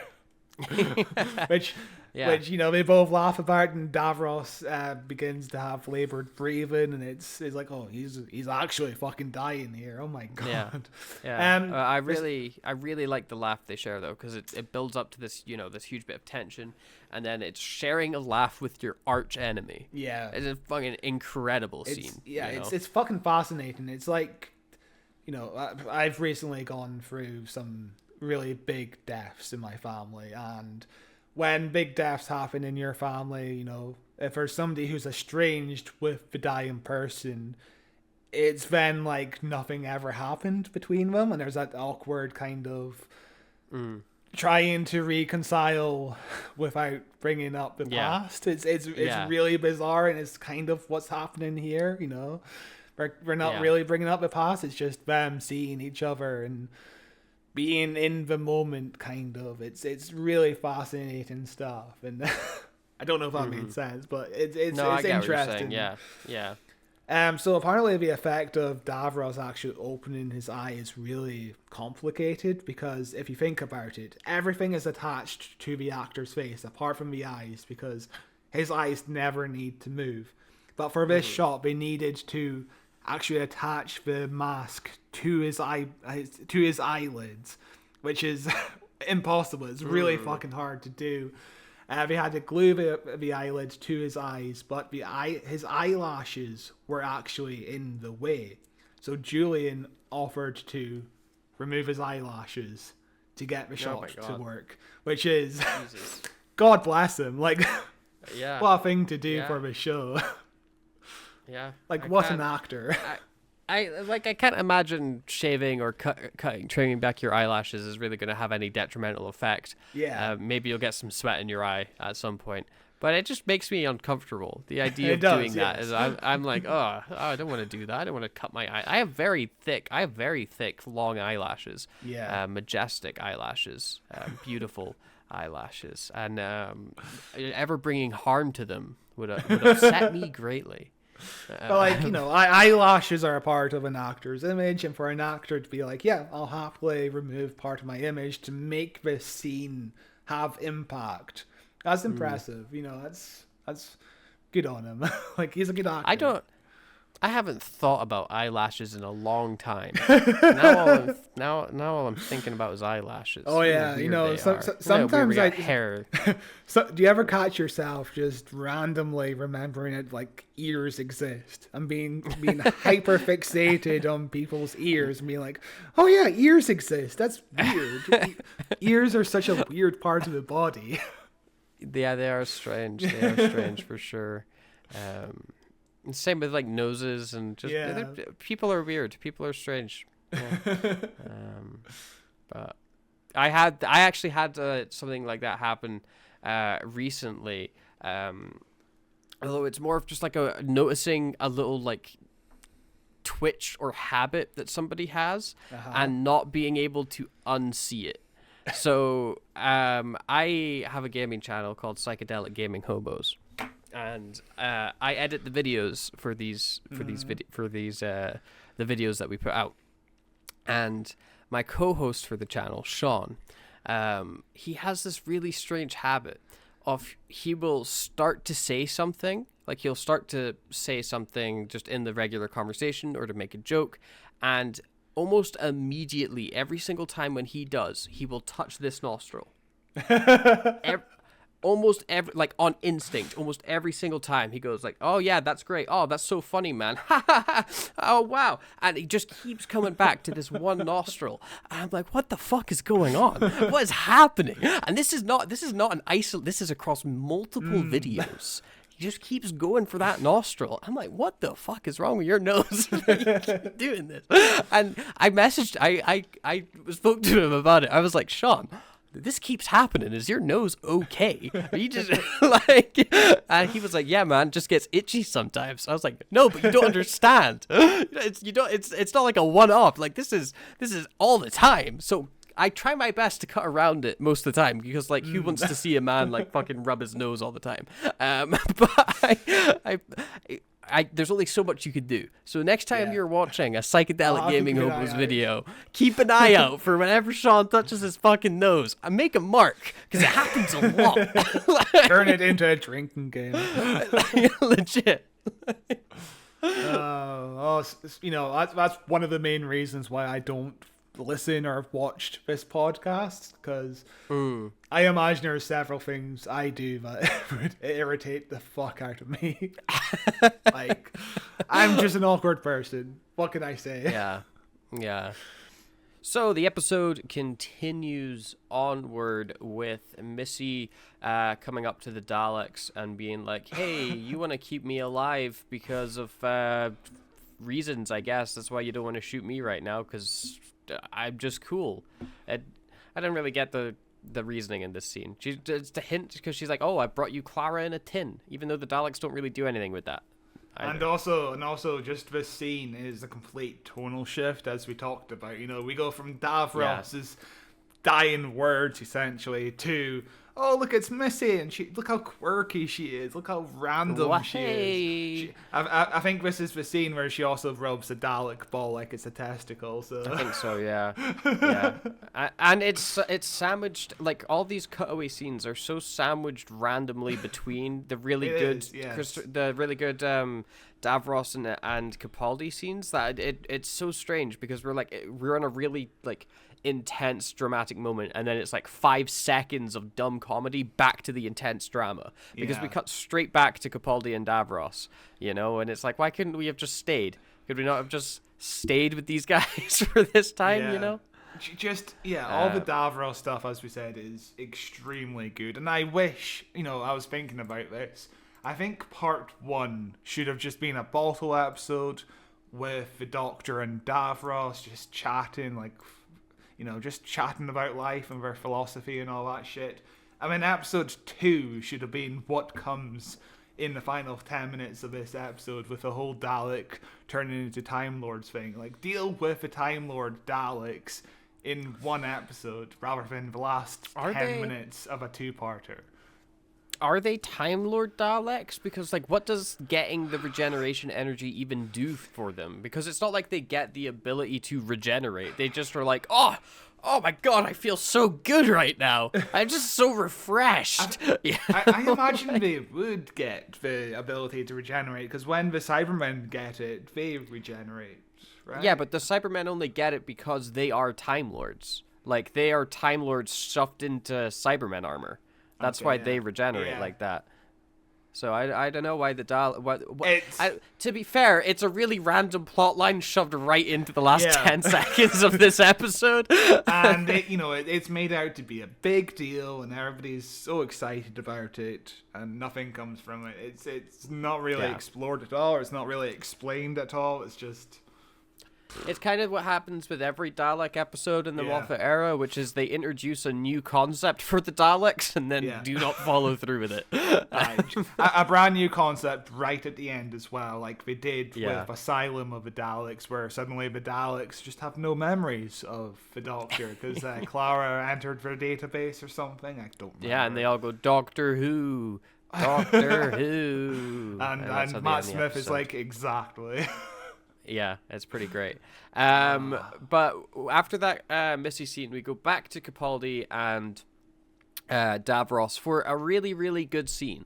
I really like this scene where, Davros is sitting out looking at the sunset, and they're having this little heart-to-heart thing, and Davros is like, I wish we could have just teamed up. Just once. I wish we could have just been buddies, just one time, had an adventure together, And it's like, well, maybe if you weren't such a raging fascist, then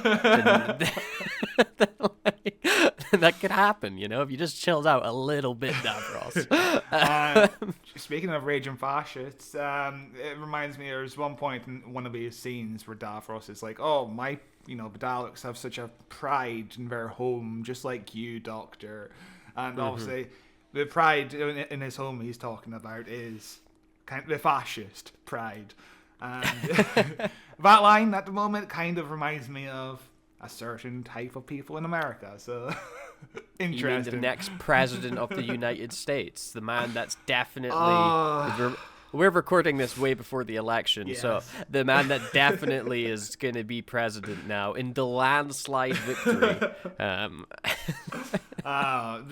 The thing is, you could be right. You could be right. Could be right. It's could terrifying. Be right. It's pretty scary. Pretty terrified. Scary. Yeah, it's crazy. But it's a really good scene, and the Doctor's like, hey, I'm not doing any of this for you, Davros. I'm doing this for that little boy that I left on the battlefield, so I owe that kid a sunset, so I'm keeping you alive. And he's plugging in various tubes to him, but he's like, it's not enough power to keep you up. And Davros is like, hey, well, I'm so weak and old, like I can't even open my eyes anymore. Like I'm dying, Doctor. And but it goes on a bit, like the performance of Davros here feels very palpable Palpatine to me. And this entire sequence is like when Palpatine is fighting Mace Windu. Yeah. And he gets pinned down, and Anakin comes in, and he's like, I can't do it, Anakin. I'm so weak. Please, I'm such a weak old man. And then, Anakin turns evil, and he's like, ha, unlimited power. And that, is 100% what Davros does here when the Doctor grabs the tubes and gets the regeneration energy, zapped out of him, charging up Davros. If he could fire lightning out of his fingers, I guarantee he fucking would. Yeah, Davros came 5 years before Palpatine, but there is still quite a lot of Palpatine in Davros because obviously it's a continuing thing. Yeah, especially I feel like in this performance more than any other that I've seen with Davros, I feel the Palpatine-ness coming out in him. But I mean, Palpatine is the ultimate arch villain. Yeah. So if you've got any villain that is an old crooked man that is oh, I'm so evil, it's gonna be Palpatine coded for sure. And also, fucking give Davros a fucking Oscar, because he's clearly just been sitting here and subscribing to Masterclass. He's watched the Anthony Hopkins Masterclass and all those stuff. He's really studied his acting theater. Just give a man an Oscar, give him a starring role in a film. Maybe he'd be less of a fascist if he could be a successful actor. Yeah, Masterclass always seems interesting. I've never bought one because it also seems like a waste of money. It seems cool to be able to get all this insider information and stuff from experts and professionals, but I'm what am I gonna do with that? I can't take that to a place of business and be I did a masterclass with Anthony Hopkins. So, and Anthony Hopkins, Donald Trump's favorite actor, apparently.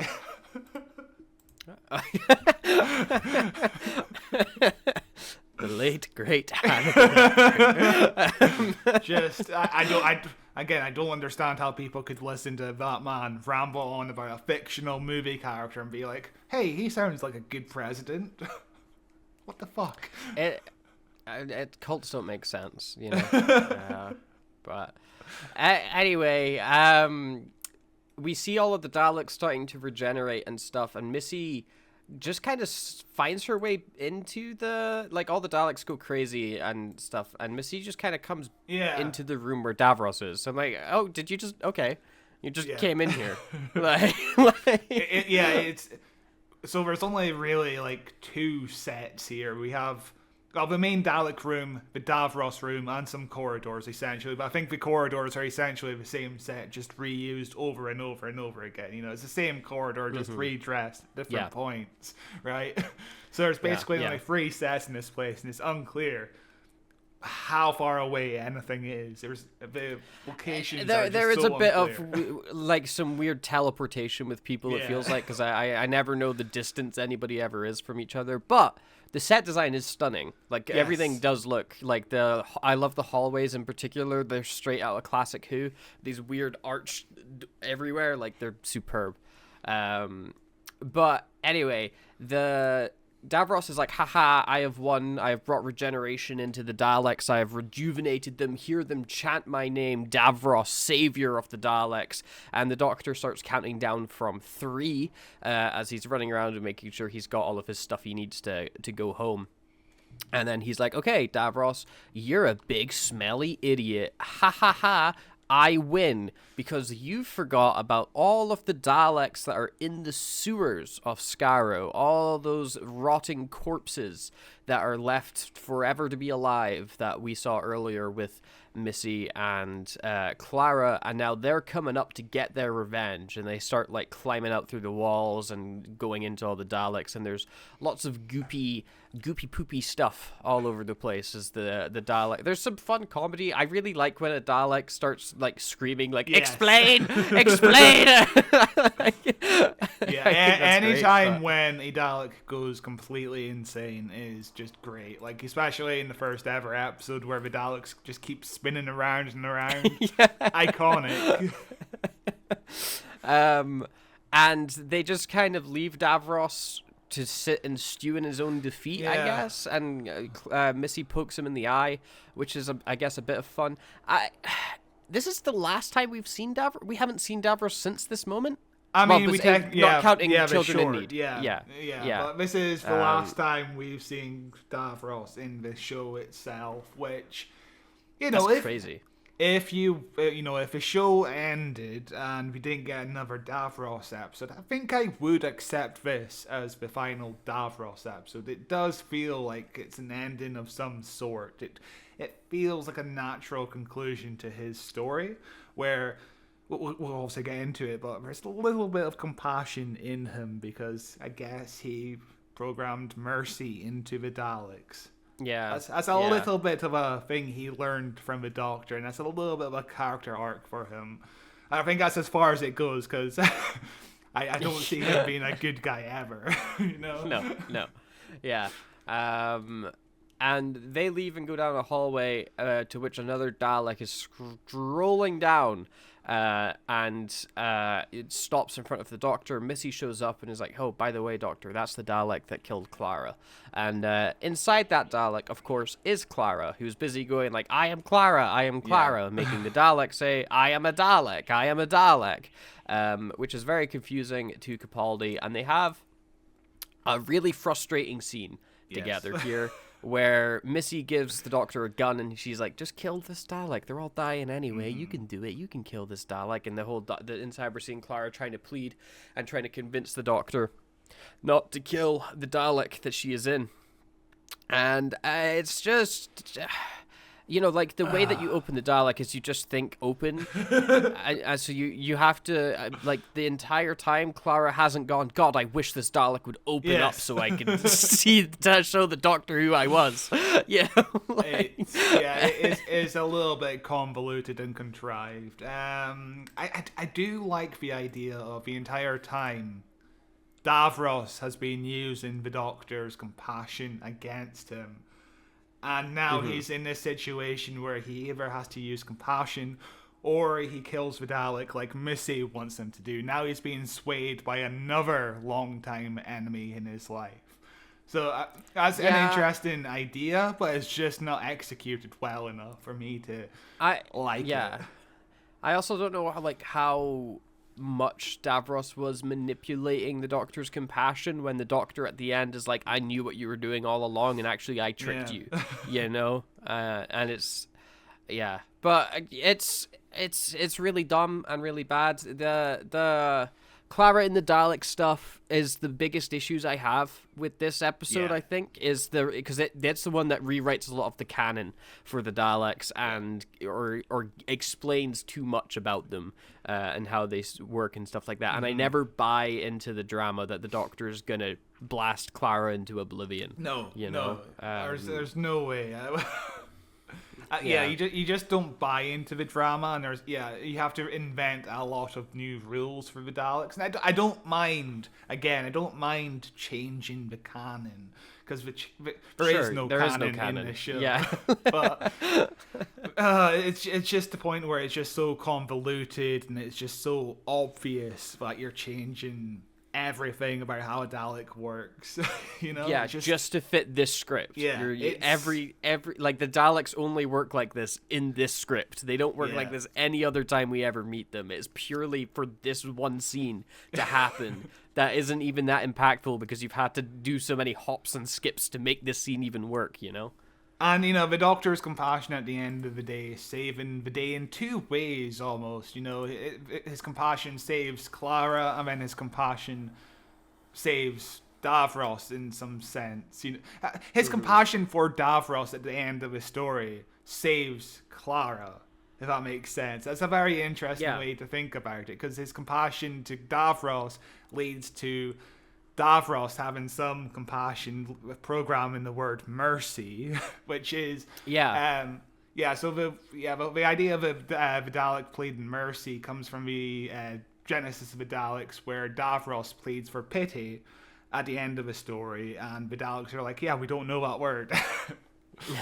So as a callback, but in Genesis of the Daleks, when the Daleks say they have no concept of the word pity, that's because they're fascists. I'd never thought that would be because oh, they have weird programming that, connect to the blob and cause the blob to say something else than what they intend to say.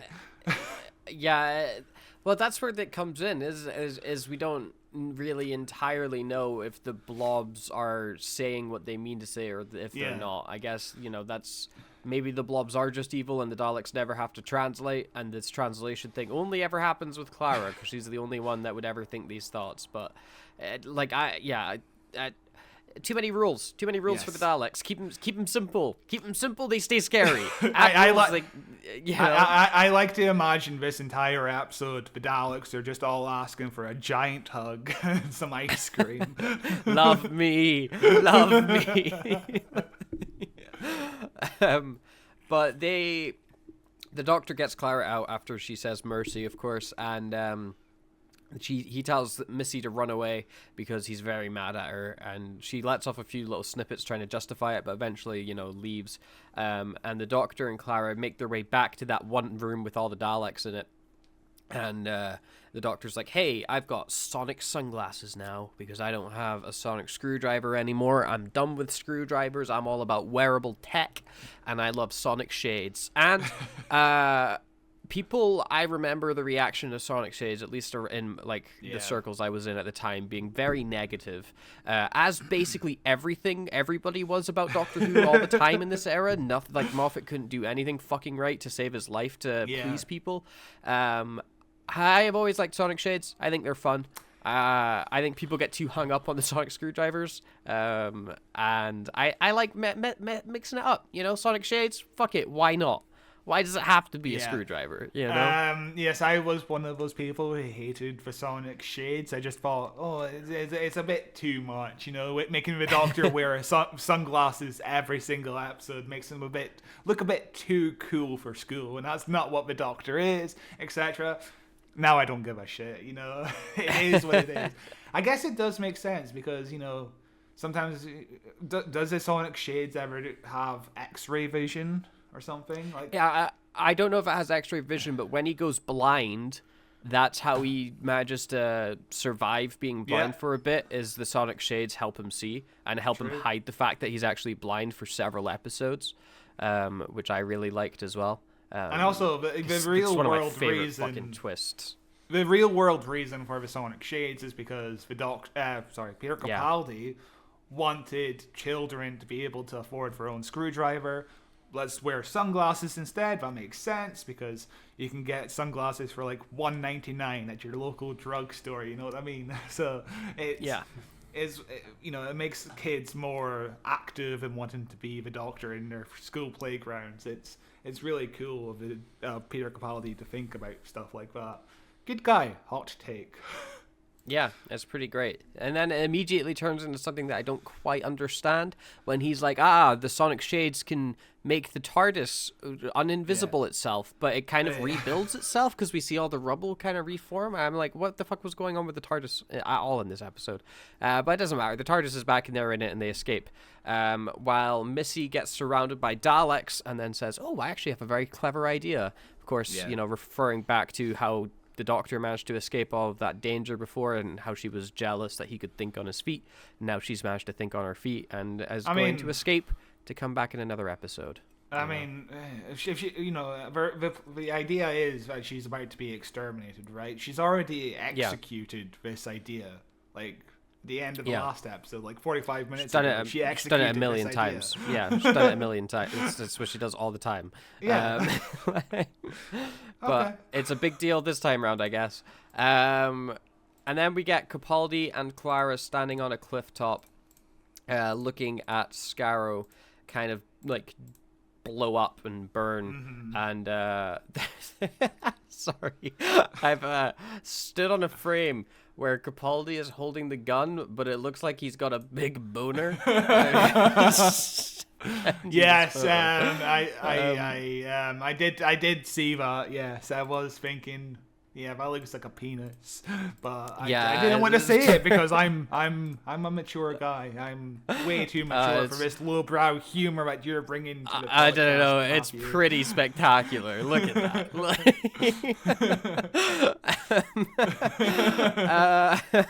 Jesus. He quickly runs off into the TARDIS because he's like, oh wait, there's one thing I have to do. And he goes back to little child Davros standing amongst the hand mines. Who's calling out for help, and he's like, haha, don't worry, kid, I'm gonna blast you to oblivion, just kidding, gonna shoot all the hand mines. And he's a fucking master shot, and he nails every single one of them. My question, are these hand mines living, thinking creatures? They have an eyeball. Do they have a brain? I imagine did they the Doctor are. just murder all of these guys like to save one kid? Does that fit into his moral compass? Yeah, I imagine they're sentient to some degree, but also they're sentient weapons, I imagine. Maybe They're what if they're like Venus flytraps? You Yeah. know, like they're like they're like just a flower, or like a plant or something, and that they just stay and wait, and then they grab you and they pull you down, eat you up. You know, so you know you can crush a few Yeah. plants to kill a guy, to save a guy, not kill a guy. It's the opposite of what you want to do. Yeah, but yeah, this of course is technically ending the episode the way the last episode ended, except it's under a new interpretation of the events of what happened. Yeah, we were trying to figure out for the last time if the Doctor has his TARDIS or not.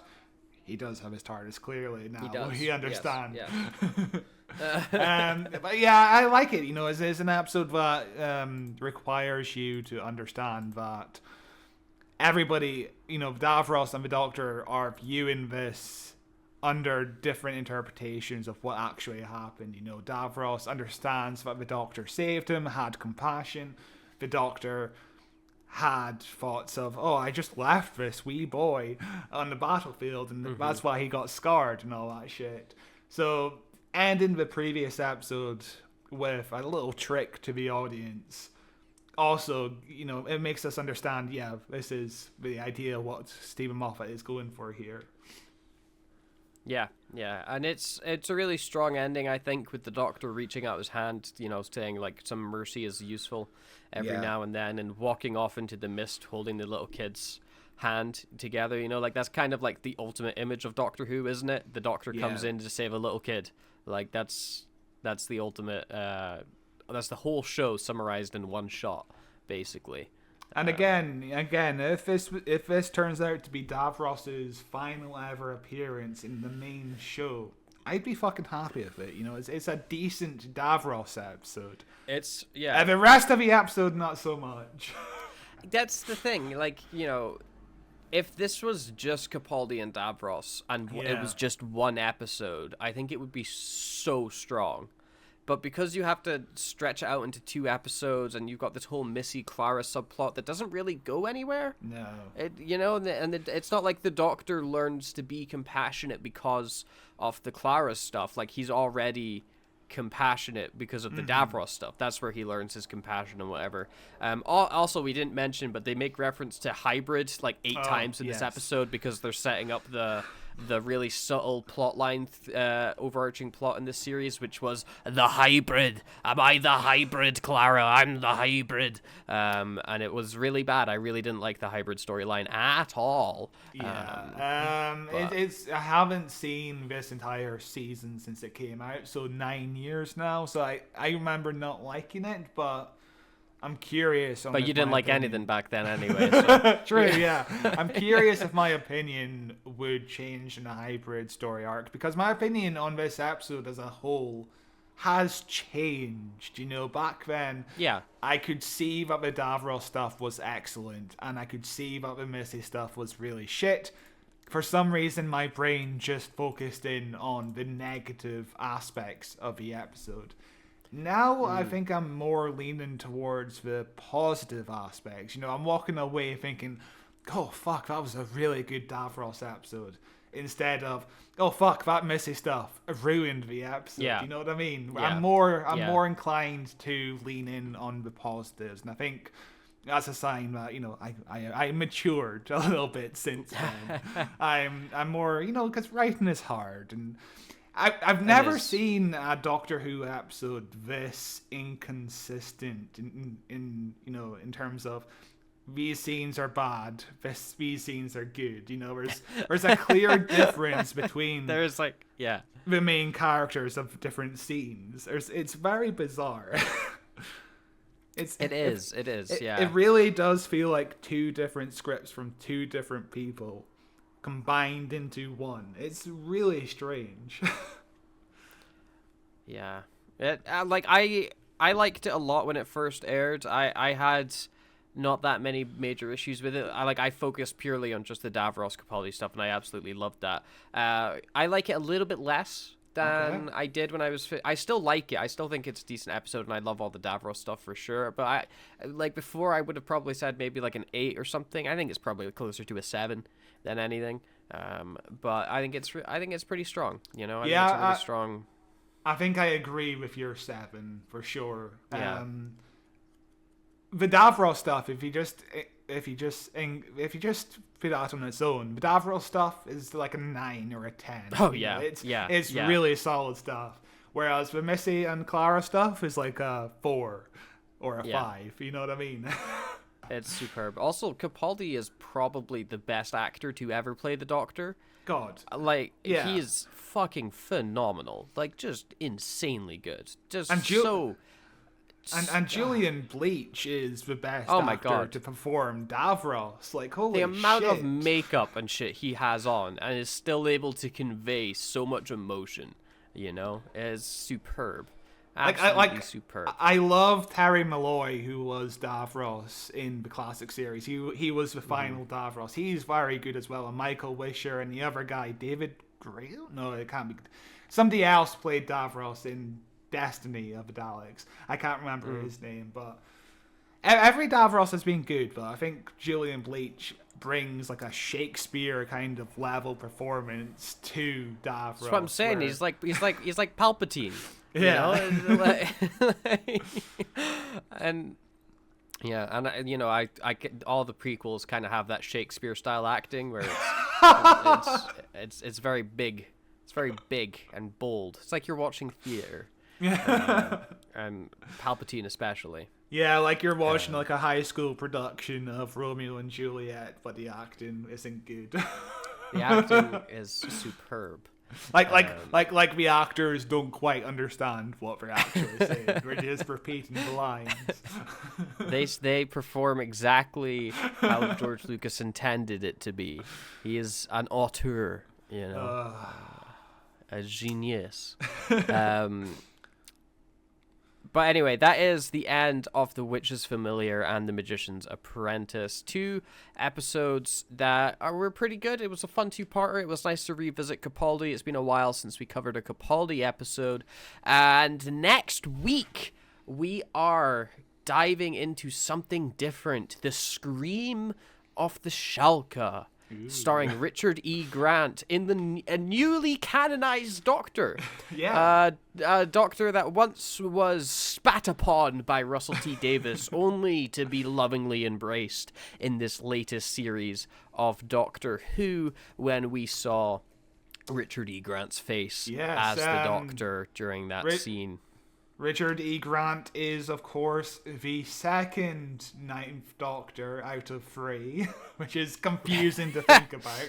He's also the first ever 10th Doctor, so he's played 2 incarnations of a Doctor at different times.